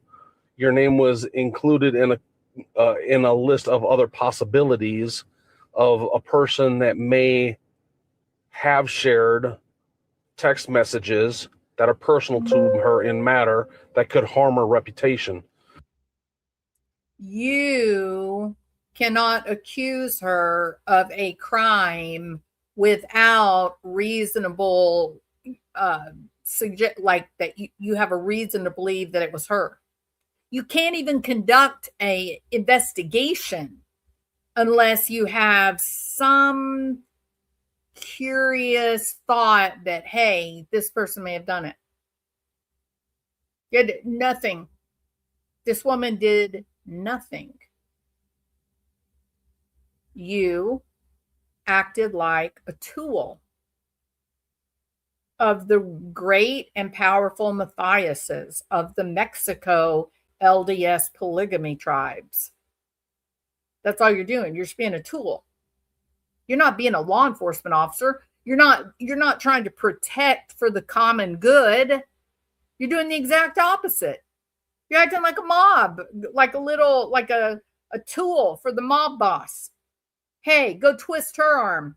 Tell her she better shut her mouth or she's going to end up at the bottom of a lake with a cinder block tied around her leg. That's where you are, Officer McHottie or McSnotty. So when that happens, it could be criminal. It could be. State of Nevada says you cannot share private text messages and private phone conversations. And then on top of that, if there is damages and then there's obviously harm intended, then you're talking about having a civil lawsuit coming against you for defamation and other. Okay, and then so I'm not the subject of an official investigation or report. That's what you're saying. So not at this time, no. So based on the information I initially had, so when we get a call for service, right? I'm guessing you don't do any of the stuff that she does, right? I mean, I'm privately contracted by, and I do some work for. He literally says, I'm guessing you don't do the things that she does, right? He's referring to this. He believes that she is an investigator. He believes that she is like, this high-powered, highly skilled private detective, probably working for the Mormon Tabernacle Choir or something, right? He believes that. And now he's trying to assess, okay, well, who's going to have more power? Is it going to be Christina? Maybe she is a real detective or investigator. Or should I put my loyalty with the criminal psychologist and the undercover investigator? Who should I be loyal to? Who has more power? In other words, Officer McSnotty doesn't have backbone. He lacks integrity. But I don't. You do investigations though, or like criminal type investigations. Lauren does not do investigation. I'm on freelance for them.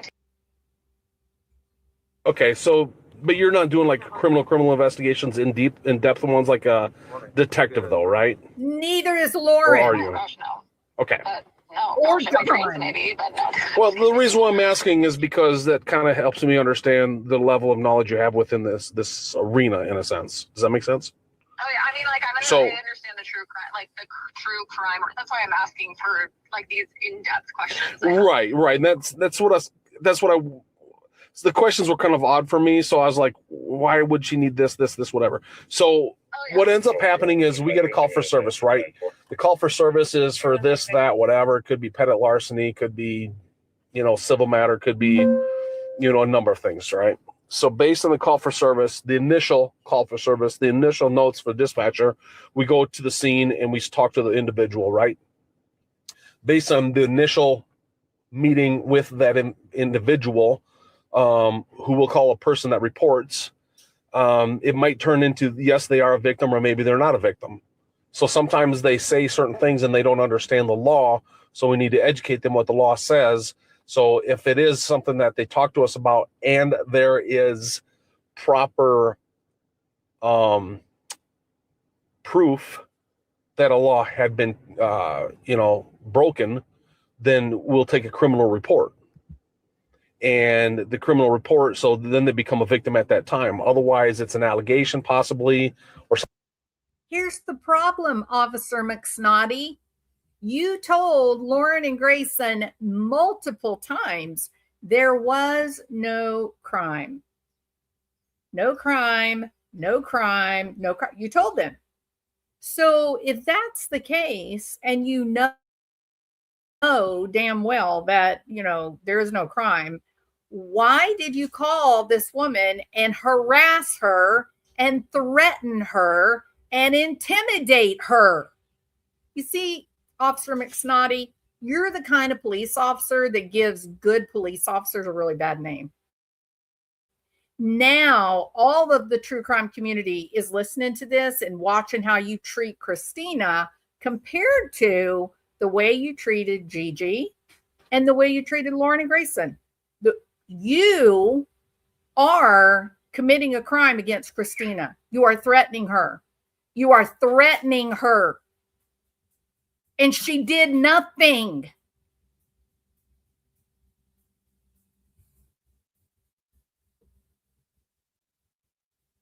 Something that's just unfounded, or something we just take the information and hang on to until something else comes to light out of it. Does that make sense?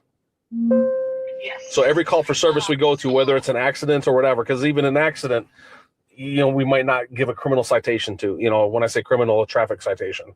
So every call for service that we have as a police officer, we go, we talk, we make sense of what the situation is, and then we take notes and go from there the proper direction that we need to go. All right. That's really funny because you didn't seem like you were anywhere near capable of making sense out of what Lauren and John and Grayson were saying to you. In fact, you were growling. Like they would start talking again and you'd go, just the facts. I just need to, just the facts. If you remember that part of the video, put a 1 in the side chat. He became so frustrated with Lauren and John and Grayson that he literally started rolling his eyes and growling under his neck, just exasperation, like he's a little middle school principal, like he's the middle school principal and he's trying to corral all the damn mean girls. And then what do? You turn around and you start screaming at Christina. Why? The woman has done nothing. What are you doing, McSnotty? Have you been initiated? Inquiring minds want to know, Officer McSnotty, it's time to come clean. The gig is up, buddy. The gig is up. You know what? We here, the true crime aficionados, we believe that you have been indoctrinated into the Lauren John cult. How many of you think he's indoctrinated? How many of you think that they zapped his brain and he's now officially a hidden true crime cult member? If you believe that, put a 1. I'm just curious. Something has to explain this peculiar behavior that he's demonstrating. Something has to explain how he can threaten Christina, a woman he doesn't even know. How he can yell at her, scream at her, talk down to her like she's dumb, mislead her, not answer her questions, lie to her. What happened? What happened, McSnotty, when you stood up in Grayson's apartment and said, okay, she didn't release him. It's not a crime. There's no crime. There's no crime. Listen to me. Y'all aren't listening. There's no crime. Oh, yeah. And let's not forget Officer John calling back, giving you your action points. Guess you took them, didn't you? I guess you took your action points by the great and powerful John Matthias, right? With not. You know, Gigi sat on that phone and she told you point blank the truth about what all was happening. She told you the truth. But for some unexplainable reason, you are now attacking and trying to extort Christina. You are trying to scare her using the law to get her to keep her mouth shut with what is truth. It is truth, what she experienced, as well as the other employee/friends. They're telling the truth, McSnotty. Do you care about the truth at all? Or is the only thing you care about is doing what all the other cult members do? I love Lauren. I must see Lauren. I cannot hear Lauren. The truth doesn't matter. You sound like a fool, McSnotty. And you sound like that. You sound like that police officer that, you know, could have saved Gabby Petito's life. Who remembers that? Who remembers Gabby Petito weeping and crying and red marks on her neck, and she got tagged as the abuser? Who remembers that? Who remembers that police officer laughing and joking with Brian, her murderer, about what he does with his crazy girlfriend? Who remembers that? What medication his crazy wife is on? Who remembers that? Looks like we got us another one right here. Old Officer McSnotty. Maybe it's the same police officer. Maybe he had to leave from Utah and go to Nevada to get another job after the debacle of how badly he failed to protect a young woman who was being brutalized by a crazy man.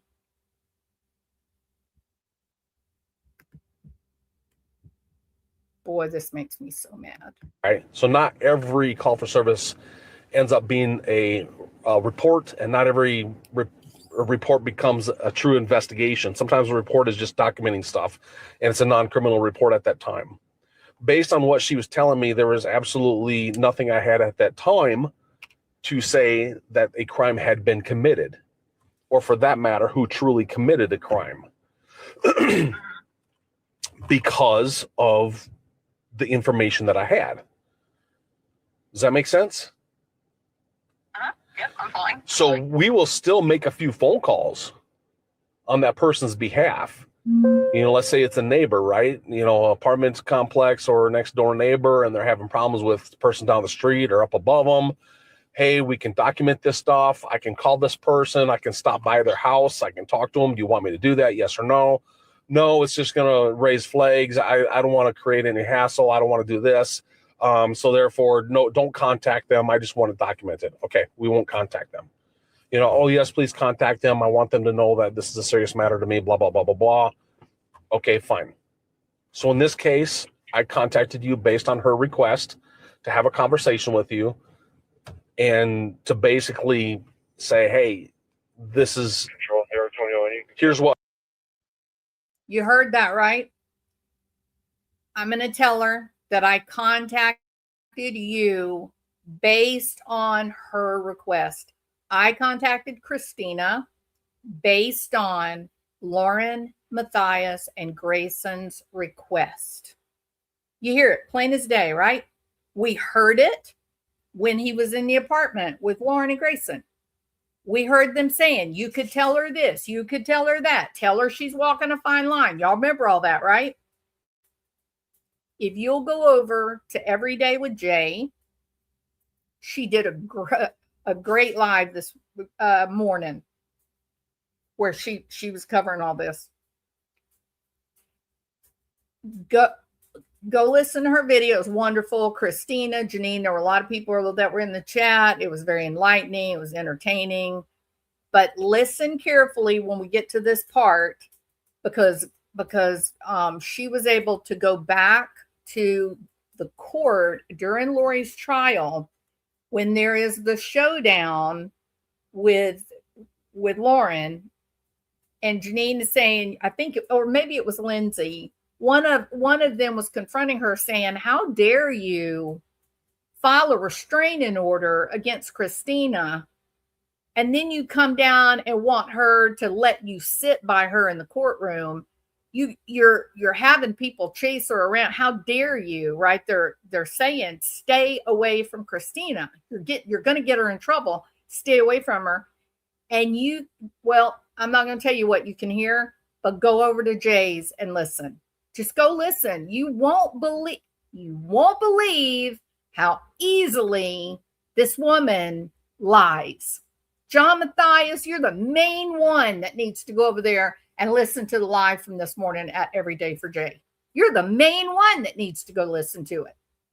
We listened in the previous body cam as Grayson and Lauren coached this police officer how to scare Christina, threaten Christina, extort Christina. We listened on the body cam, John Matthias.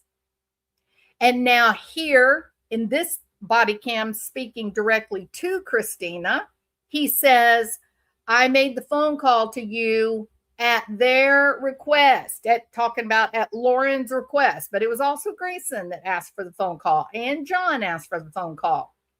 And then go over to Every Day with Jay and listen to when they confront Lauren at the trial.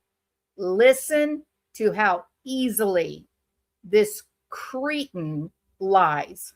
Listen, learn, educate yourself. Hidden true crime gems, web sleuths, those of us that love Duty Ron, go listen, educate yourselves. That's all you got to do. I'm not going to tell you what to believe. Go listen, educate yourselves about who Lauren Matthias is. Go listen to Jay's live. Go.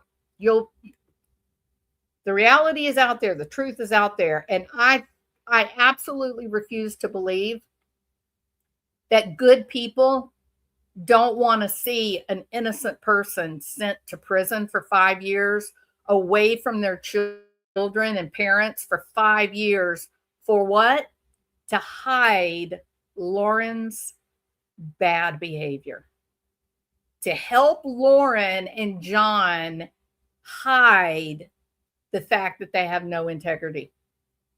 You really want to send a woman to jail for that because she has the truth? Go listen to Lauren's own voice. You'll know everything you need to know about who is telling the truth.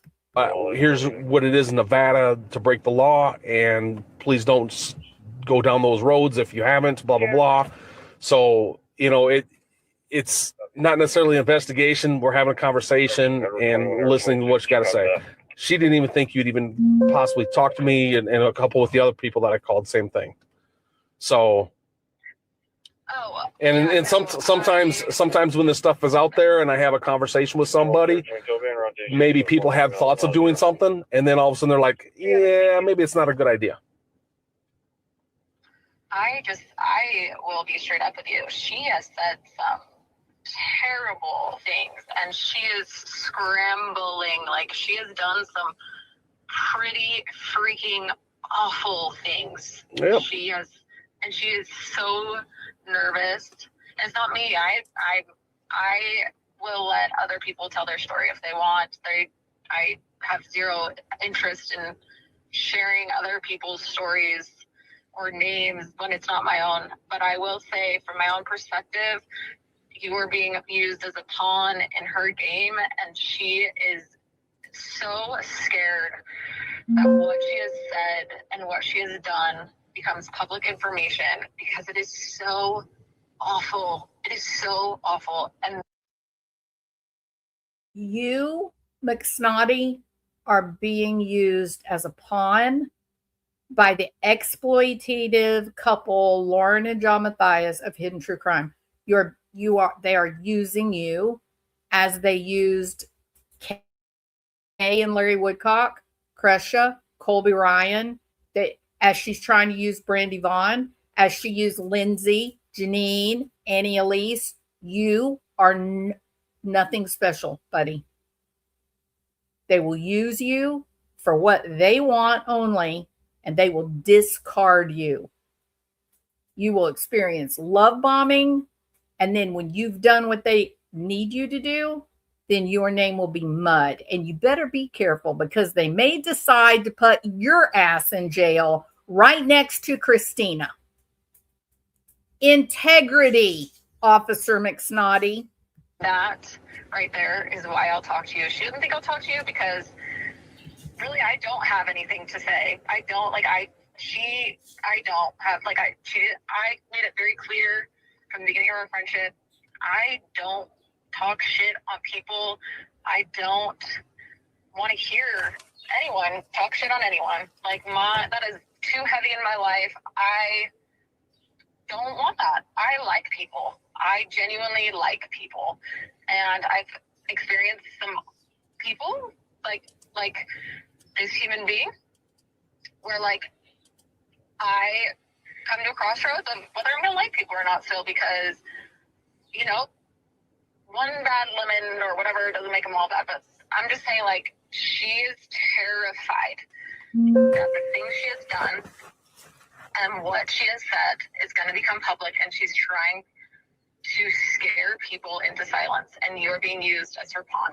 So I suggest, I really would like to know what is the case law that is being used as this complaint, because in my opinion, it is completely unfounded and completely unbiased, and I'm ticked off that your good resources, because I'm not joking, I wasn't even saying that to offer a suck up or brown nose to you. You guys doing this is so admirable to me, because I'm pissed, and I'm also pissed. That my local police department freaking sucks right now.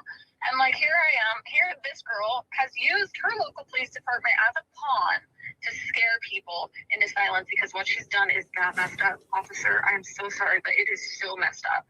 And guess what? I have zero desire to get anything out of her. Her reputation, that's on her, not on me. I'm not. She can do whatever she wants with her own reputation, but she's done it. And if other people decide to talk about it publicly, I don't, whatever. But I just don't, you're just respectfully being used as her pawn to scare people. And I'm not scared, so I'm talking to you. Because I haven't done anything wrong. And so that's where I'm hey, if you're going to be, I want to know you're being used as her pawn. What is the law that she is using? Because this is she has a pattern and a history of this. And I might not be an investigator, but I sure as hell am talking to people that were in her life years ago that actually live really close to me. You see how she said, I may not be an investigator, blah, blah, blah, blah, blah. So he used that to demean her. He used that to rob her of her power in exactly the same way that Lauren says, oh, this is my husband. He is a forensic psychologist. He's a criminal forensic psychologist. That gets her false, fake position and power. She doesn't deserve it. She hasn't earned it, but it's that, oh, well, you must be like us. We're all law enforcement family together. We're going to listen to you and believe you. But when he turned around on Christina and said, are you an investigator? Are you a detective? Do you do what Lauren does? That was his way of saying, look, you're just a lowly peon You have no power here. You need to you just sit down, little girl, zip your lips, because me and the other law enforcement professionals, we're going to tell you what to do. You see the game? You see the power differential? No, Christina, you are so far above these jokers. You never say, oh, I know I'm not an investigator. Neither is Lauren. Lauren's no investigator. John's not an investigator. He's a house husband by his own admission. He tells everybody he's a house husband. He hasn't worked since COVID. The man claims he can't find a job as a psychologist, which I don't understand that. That I have millions of mutual friends with, because it's like, are you okay? Like, is this a pattern? Like, what's going on here? Just a trial, Taurus. That's right, Carolina. Okay, so here's the thing. You're right. If she is using me, that is a shame, right? But once again, we go to every call for service and we try to make sense of it. Based on what I had. Yeah, no, I appreciate. Okay, so, you. but please listen. Okay, you just talked and talked. I'll let you finish. Just give me a second, all right? Yeah, I'm here. I'm listening. Sorry. All right. So it's straight, clean, cut, and simple, right? I wanted to talk to you. She asked that I call you, talk to you about the situation. You say you know nothing about it, although I will tell you you made certain comments that makes it sound like you do know a little bit of something. But if you're not willing to talk to me about it, that's it. I don't care how horrible a person you are, how horrible your person. Okay, Christina's not a horrible person. You're confused. It's Lauren that has the evidence against her that she's a horrible person. And your dismissal of her and what Lauren has done is highly suspect. You look sketchy, McSnotty. You look real sketchy what you're doing right now, because in the living room with Grayson and Lauren, you knew what was going on. You said there's no crime, nothing here. What you're describing, it's not criminal. What happened between that living room and the car you're in right now that you feel entitled to yell at this woman? You called her. She didn't call you. Well, she called you back, but you made the original outreach. She was glad that you were investigating. You want to know why she's glad, McSnotty? Because she's telling the truth. She's the only one that has told you the truth. Well, she and Gigi. I'm telling you, there's some real questions about you and Bobby Joe. There's some real questions about you and Bobby Joe and what's motivating you guys. Is it going to turn out that Bobby Joe is also a princess LDS sister? Are you LDS? Is that what this is about? You guys have to stick together? Because, that's exactly what Lori and Chad Daybell said. We LDS people, we Mormons, we need to stick together. This is horrible. I hope she files an official complaint against you. I really do. Your friends are, she is, her friends. I don't care about that. There's a ton of rotten people out there. A ton of them. And people can talk smack about people all they want. It's a First Amendment rights, okay? It doesn't matter. They are shitty people out there, to include shitty parents, right? But until it crosses criminality, they're just shitty people. So what I'm trying to figure out is, was there a crime that was committed? At this time, I don't. You told Lauren and Grayson and baby John that there was no crime committed. So why are you calling and harassing this woman? Hope she files an official complaint against you. I don't have nothing, but she wanted me to talk to you and have a conversation with you, a candid conversation, and that's what we're having, okay? I'm not going to go deep into, answering all your questions on this. If these are the answers you have that you know nothing about it in a sense, and you're not copying them and sharing them, great. Now, if you do that, I would be extremely careful, because yes, it could pass criminality and there could be a civil lawsuit. Threats, extortion. Doesn't matter what the truth is. We don't care what the truth is. We don't care how bad of a person Lauren and John are. And it doesn't matter the horrible things that she said about victims' families. But if you share the receipts that prove that you're the one telling the truth, then you're going to get sued and I'm going to come for you. You're man, you are useless, dude. But that's not criminal. Why would a police officer be involved? Yes. I just told you. They call us. They call us. She thought that there was some criminal activity with this. So I go there and I talk to her and figure it out. People do this all the time. They think something's criminal when it's not. They think threats and harassments are criminal when it's not. Threats have to be very specific in the state of Nevada. So sometimes we have to educate people. Okay? By threatening them? So she's not using me. Well, yes, she may be using me in a sense, but my tactic is not to scare anybody. My tactic is to get information and go from there. Okay? Now, if you think she's using me and she's a rotten person and said tons of rotten things, hey, so be it. There are a lot of rotten people. Look at politics. Look at the congressmen. Look at all of the political people up in Washington, D.C. Lies coming out of their mouths all the time. What? What are you talking about politics? What is he talking about? Who are you to decide, sir, who the rotten politicians are? Huh? Who would you say is the rotten politicians? You are so far outside your lane here, buddy. You're panicking. I think he's panicking. If you think he's panicking, put a 1 in the chat. I think he knows that he said the wrong thing. I think he knows that she has legal guidance. I think he knows he messed up and now he's trying to wiggle his way out. Man, Officer McSnotty. Damn, buddy. I will send you some Kleenex when you're in jail. The news people, propaganda, news, lies all the time. Yeah, news people. So yes, Lauren. there are a ton of horrible. That would be Lauren. That would be Lauren Matthias. Have you heard? She's a journalist. She's been on Real News. She didn't tell you that? I thought sure she told you that. Yep, journalist. Shitty people. People that say horrible things out there. And is she scared of being outed? Very possible. If her livelihood depends on it, I can see where she would be very, very concerned. All right. Well, she wasn't. But once again, she has to call you, have a candid conversation, and be like, "Look, this would be against the law in Nevada based on this," and then that's it. You know, you are across state lines.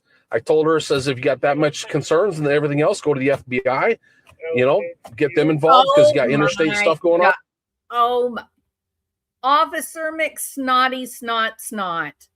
You call and harass this young woman. You threaten her. You use fear, strong arm tactics against her. And then you say, well, I don't know. I don't know the laws. I don't know. But the FBI will. I'm going to say it. I'm going to use the word. I'm going to say it. Hadn't said it in a long time, but I'm going to say it now. Officer McSnotty, I think your first name is Pansy. I think you are Officer Pansy McSnotty.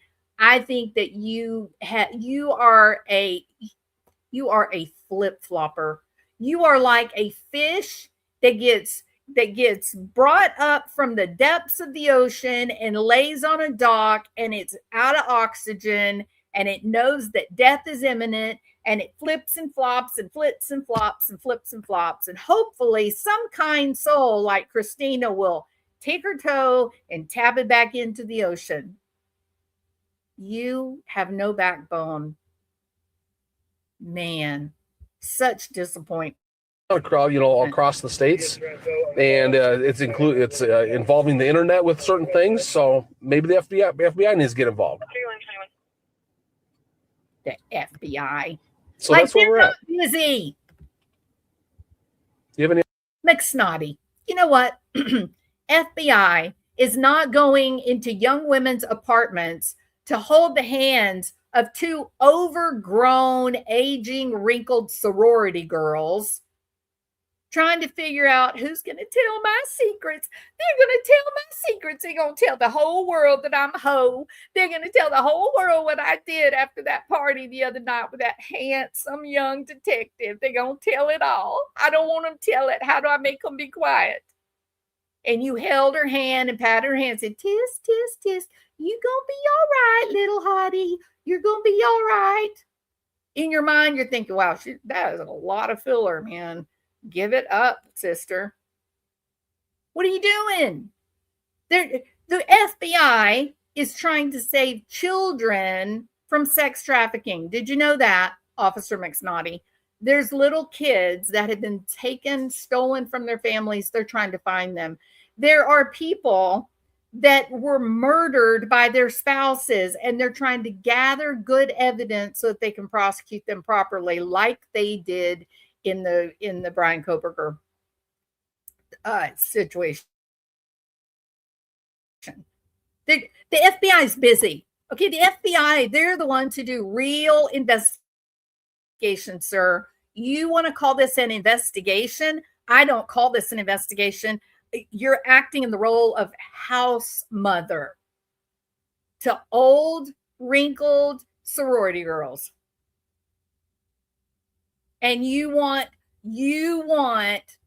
Lauren Matthias to go run into the FBI. Help me. They're going to tell all my worst secrets. They're going to tell everybody I'm a hoe. Help me hide what I've done. No, wrong answer, sir. Wrong answer. No, Lauren, stay away from the FBI. Okay, leave them alone.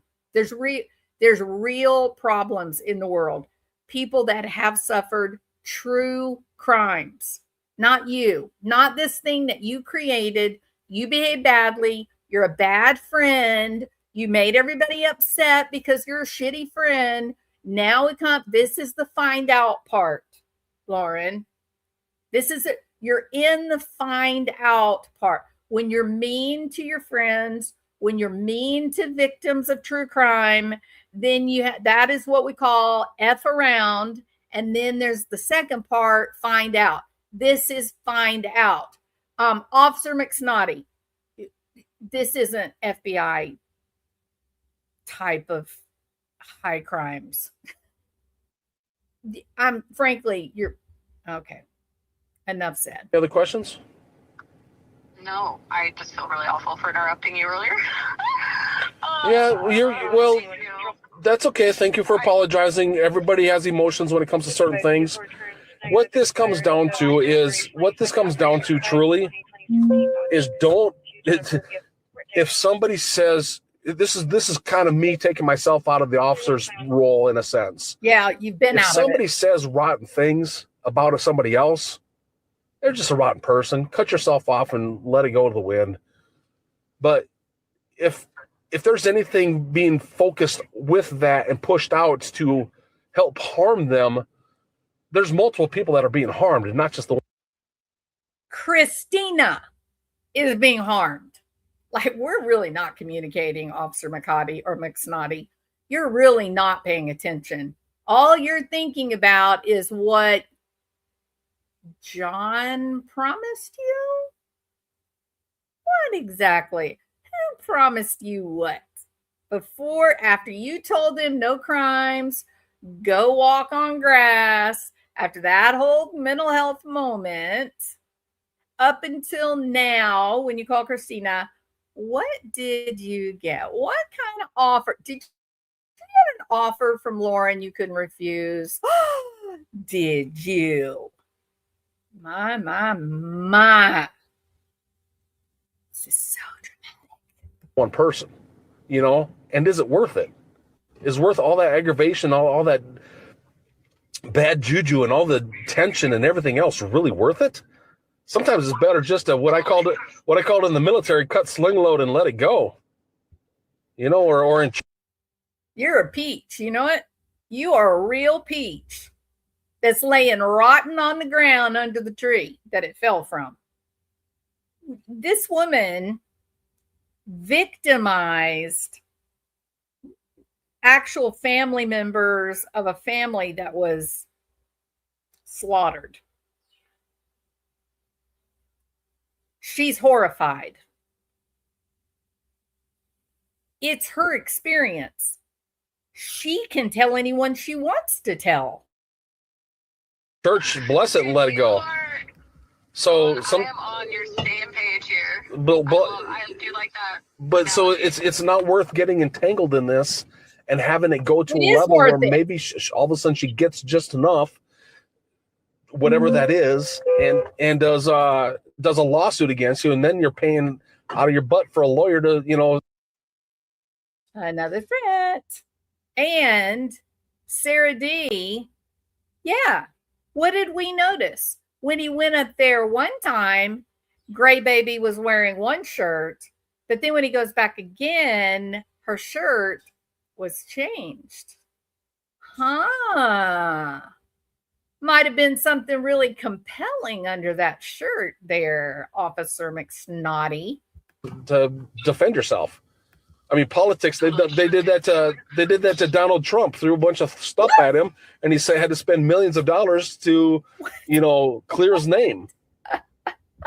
Totally.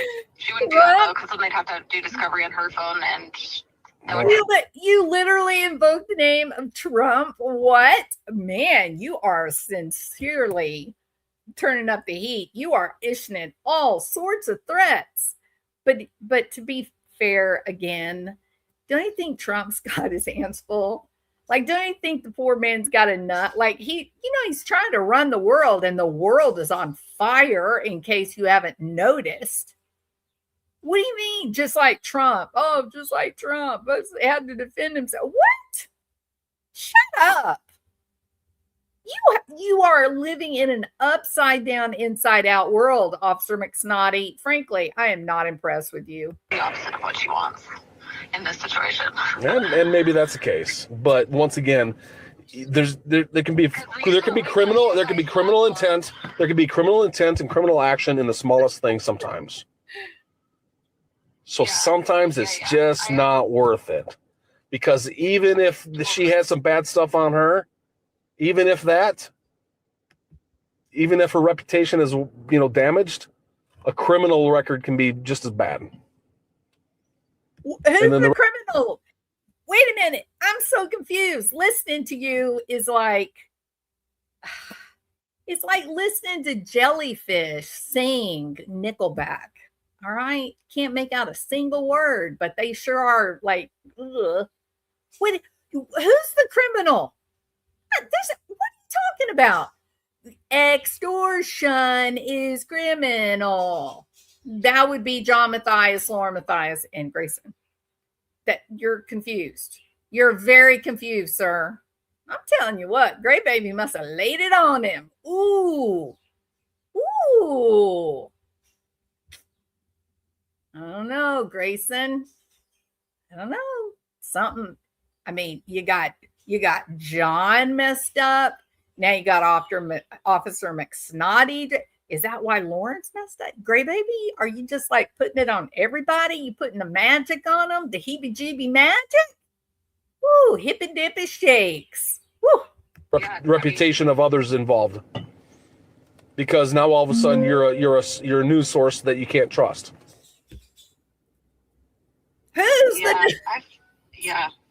Because now you're considered a criminal, or you got a criminal lawsuit. What? Nobody wants to touch.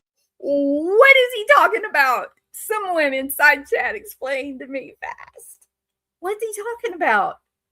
Who's got a criminal record? What? A journalist is not going to be believed. What? Christina's not a journalist, sir. What's wrong? Are you on drugs, Officer McSnotty? Were you dipping into the locker? Were you dipping into that drug bust last week? You got you a little bit of something, a little bit of nose candy? Man, you and Johnny Depp. And all of a sudden you can't even get work. Totally. He's talking about Lauren, yeah. So I guess it is like I'm curious. Obviously, I am curious about because I don't remember word for word what was said, and in this conversation, you said you're recording it with your body cam footage. Yep. How do I file to get that? Like, You'd have to talk to remember. probably records. I think I don't know. I don't know. You don't want to. I mean, I don't know. Don't. I have no idea. Like, you can't. It's impossible to get footage it's not real. It doesn't get. No, nope, can't do it. Sorry. Oh, but if you do, it's very expensive.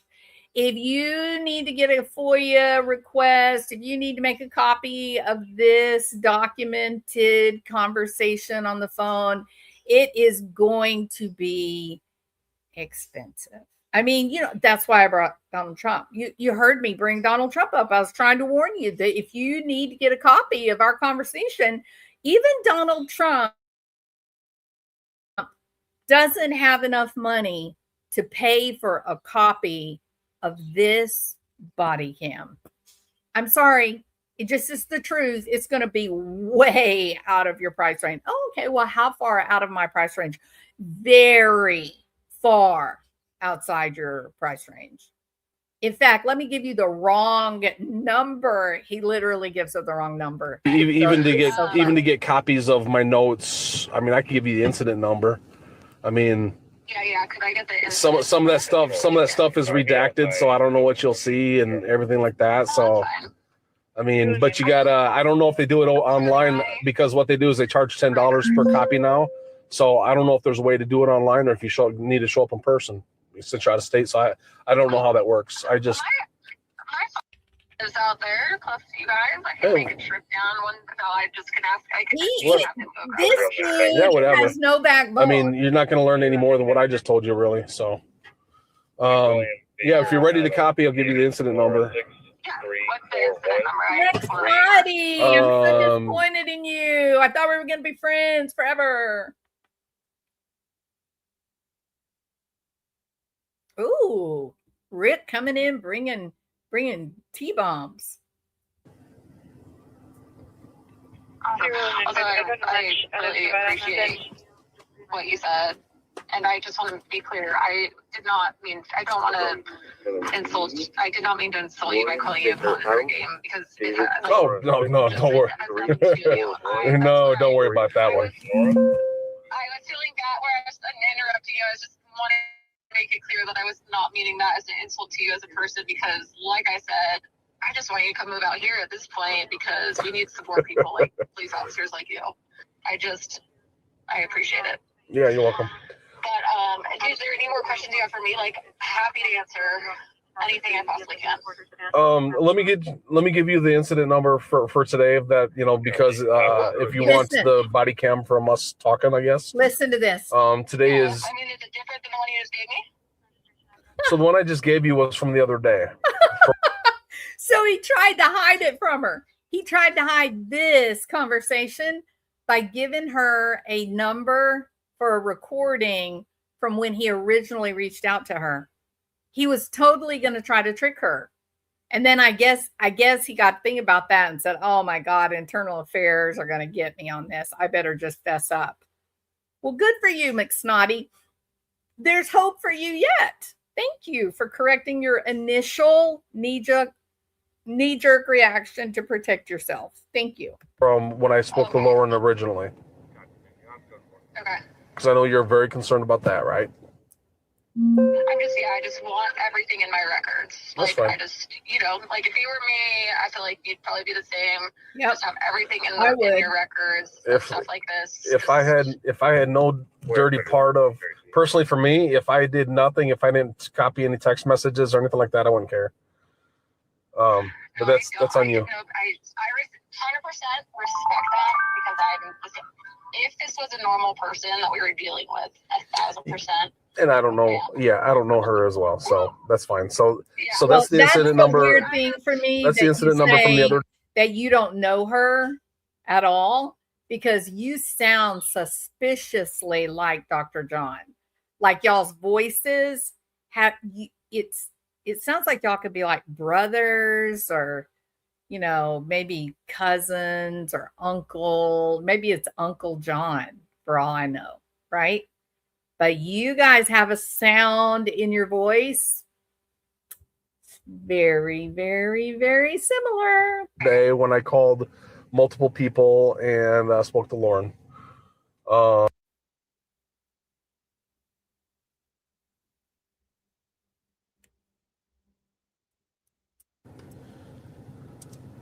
In the HP as well.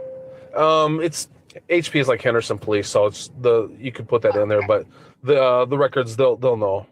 Henderson is Las Vegas. And then quick question: what are you gonna tell Lauren we talked? Like, what do I just out of curiosity?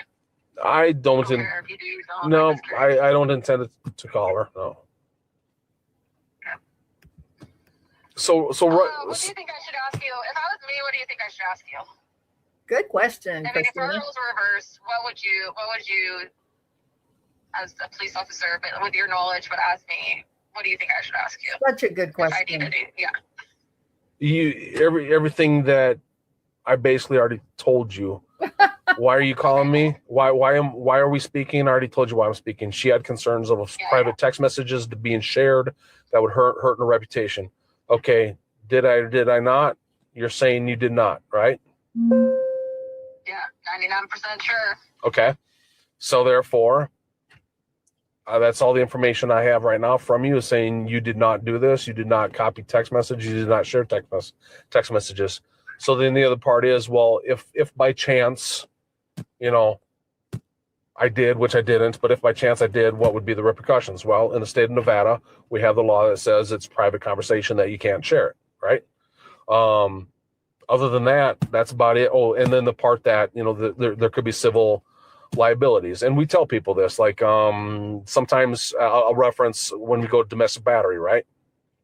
Or excuse me, a family disturbance between a husband and wife. Sometimes it's just a bunch of yelling and emotions get caught up, and then we say, okay, cool. Hey, that's okay. There's nothing wrong with, yelling at each other.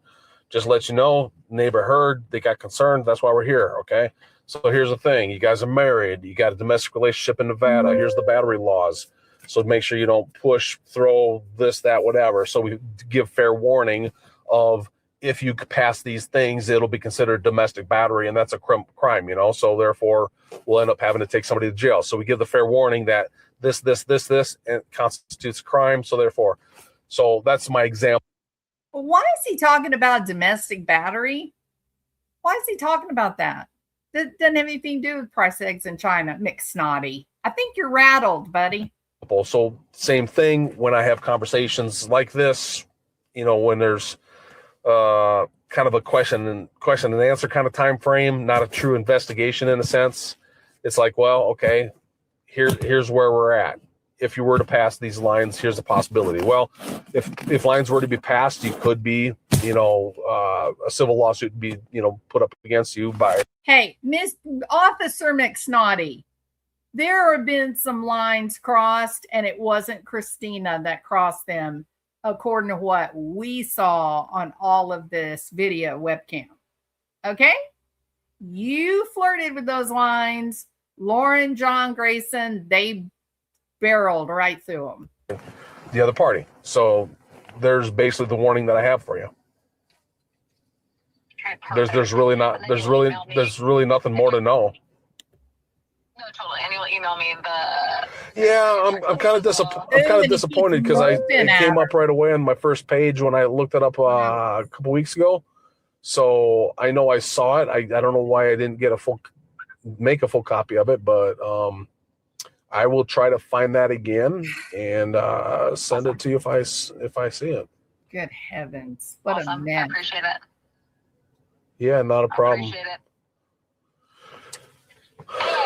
Well, thank you for your time, and yeah, she just. If there's anything else I can do for you. Yeah, just the other persons I spoke to as well kind of had some of the same comments, where Lauren could be a better person, could keep her mouth shut maybe on certain things, and Lauren's possibly concerned about her reputation, which I get it. And they said they weren't even involved with certain things. Like, it's okay, and it's what it is. So. They never said they weren't involved. Totally.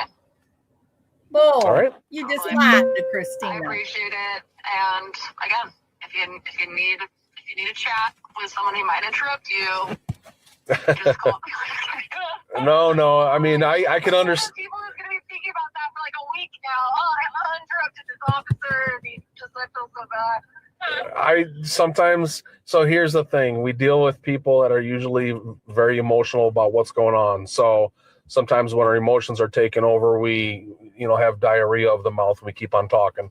So I do not. That I didn't want to hurt your feelings. No, I do not take any. I can't take anything personal with this job. Are you kidding me? I got people bad mouthing me from the back seat.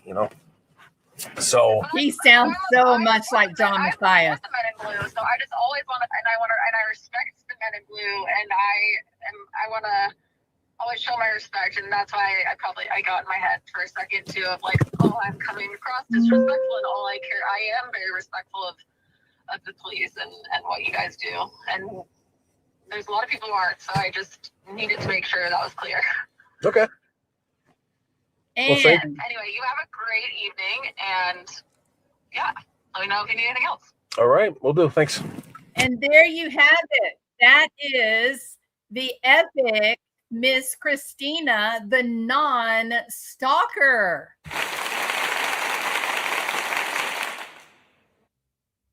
Christina earned more than one admirer in this recording.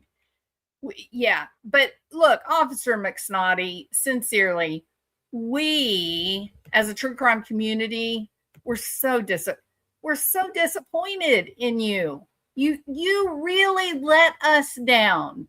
We were laughing and we were singing your praises and we were thinking, oh, Officer McHottie, he is the bomb.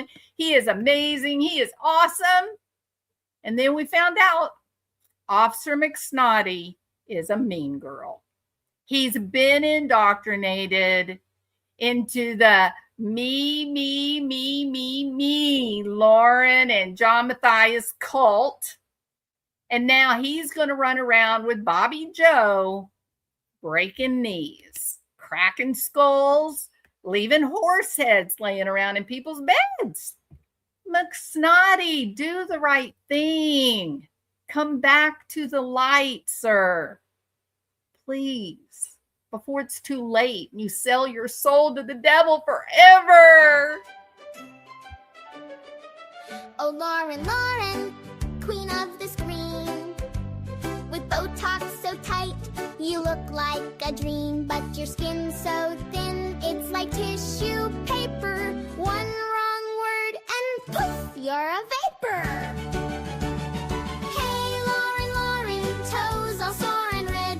From folks stepping on them, now you're crying in bed. People are mean, you wail through the night. But you swing at victims' kin, what a sight.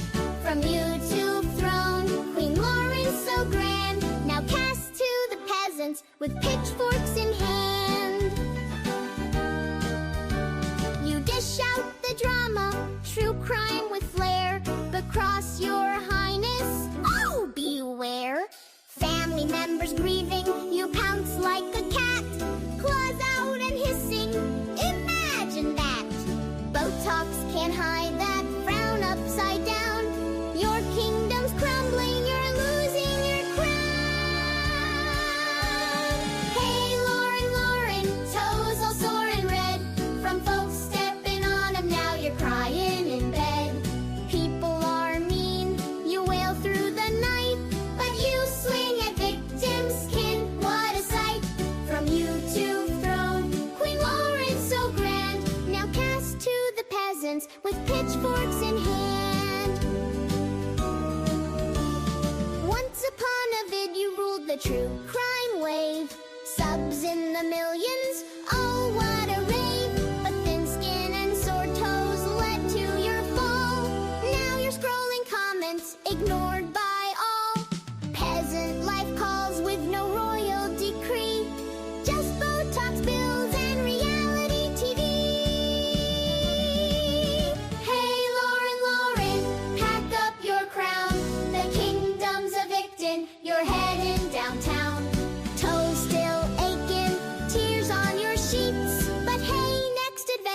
True crime on the street. From Queen to the fields with the mud and the muck. Loring, oh Lauren, next time, better luck. Apologize, Loring, to victims of our...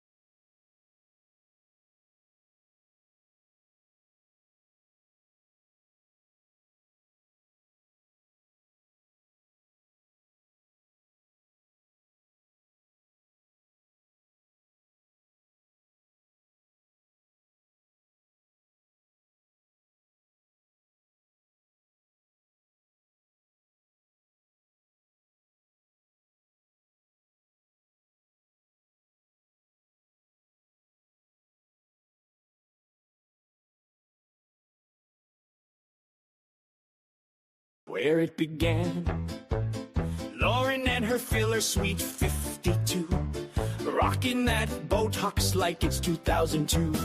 Gray baby, barely old enough to vote, found her soulmate in a true crime Reddit post. Hidden hands, touching hands over a Dateline episode about a lady in the woods, sipping root beer, screaming that could be us, befriending Lori. Vallow in jail, just get her trust. You are the prairie girl of Lauren's dreams, sister wife in the LDS scene. Mormon ghosts are nodding with approval, it seems. Dr. John said, I now pronounce you codependent. Two Karens share a bed at Amazon Prime. True crime love never felt so disordered and sublime. Ruby Frank had her vlogs and her chains. Jody had duct tape and nutritional yeast for days. Lauren's got a ring light and Needles rants about boundaries. Grayson has hidden TikToks doing sister-wife things. Both screaming, respect my authority, while the neighbors call CPS the FBI, peeking through the drapes at the strange trio at night. Be advised, 3 subjects, 1 fool, 1 fat walker. Last seen arguing over whose turn it is to be the victim or the stalker. Grayson traded prom for polygamy. Lauren traded menopause for a felony. Together they're worse than Ruby and Jody. They lie to cops, slander others, cry for 9 hours, leaving Dr. John oh so lonely.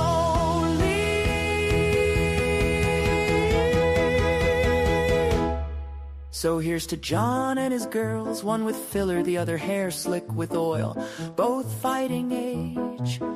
Personality disorders in a collagen cage. May your mugshot go viral, may your GoFundMe thrive, and may Dr. John keep both of you happy long enough to finish the mansion and air the Netflix document you'll All right, everybody. Thank y'all for being here. Once again, I want to thank Moonbeam Muse, as well as X Amount of Words and Nola V. Together, I've got enough to buy 2 very large boxes of Huggies diapers. You are contributing to a Nene who needs diapers for twins. So thank y'all. It's a public service announcement. Y'all have a good evening. I think Hella Excited Utterances will be live, I think, here in just a few minutes if she hadn't already started. So y'all have a good evening. It was good talking to you. Bye.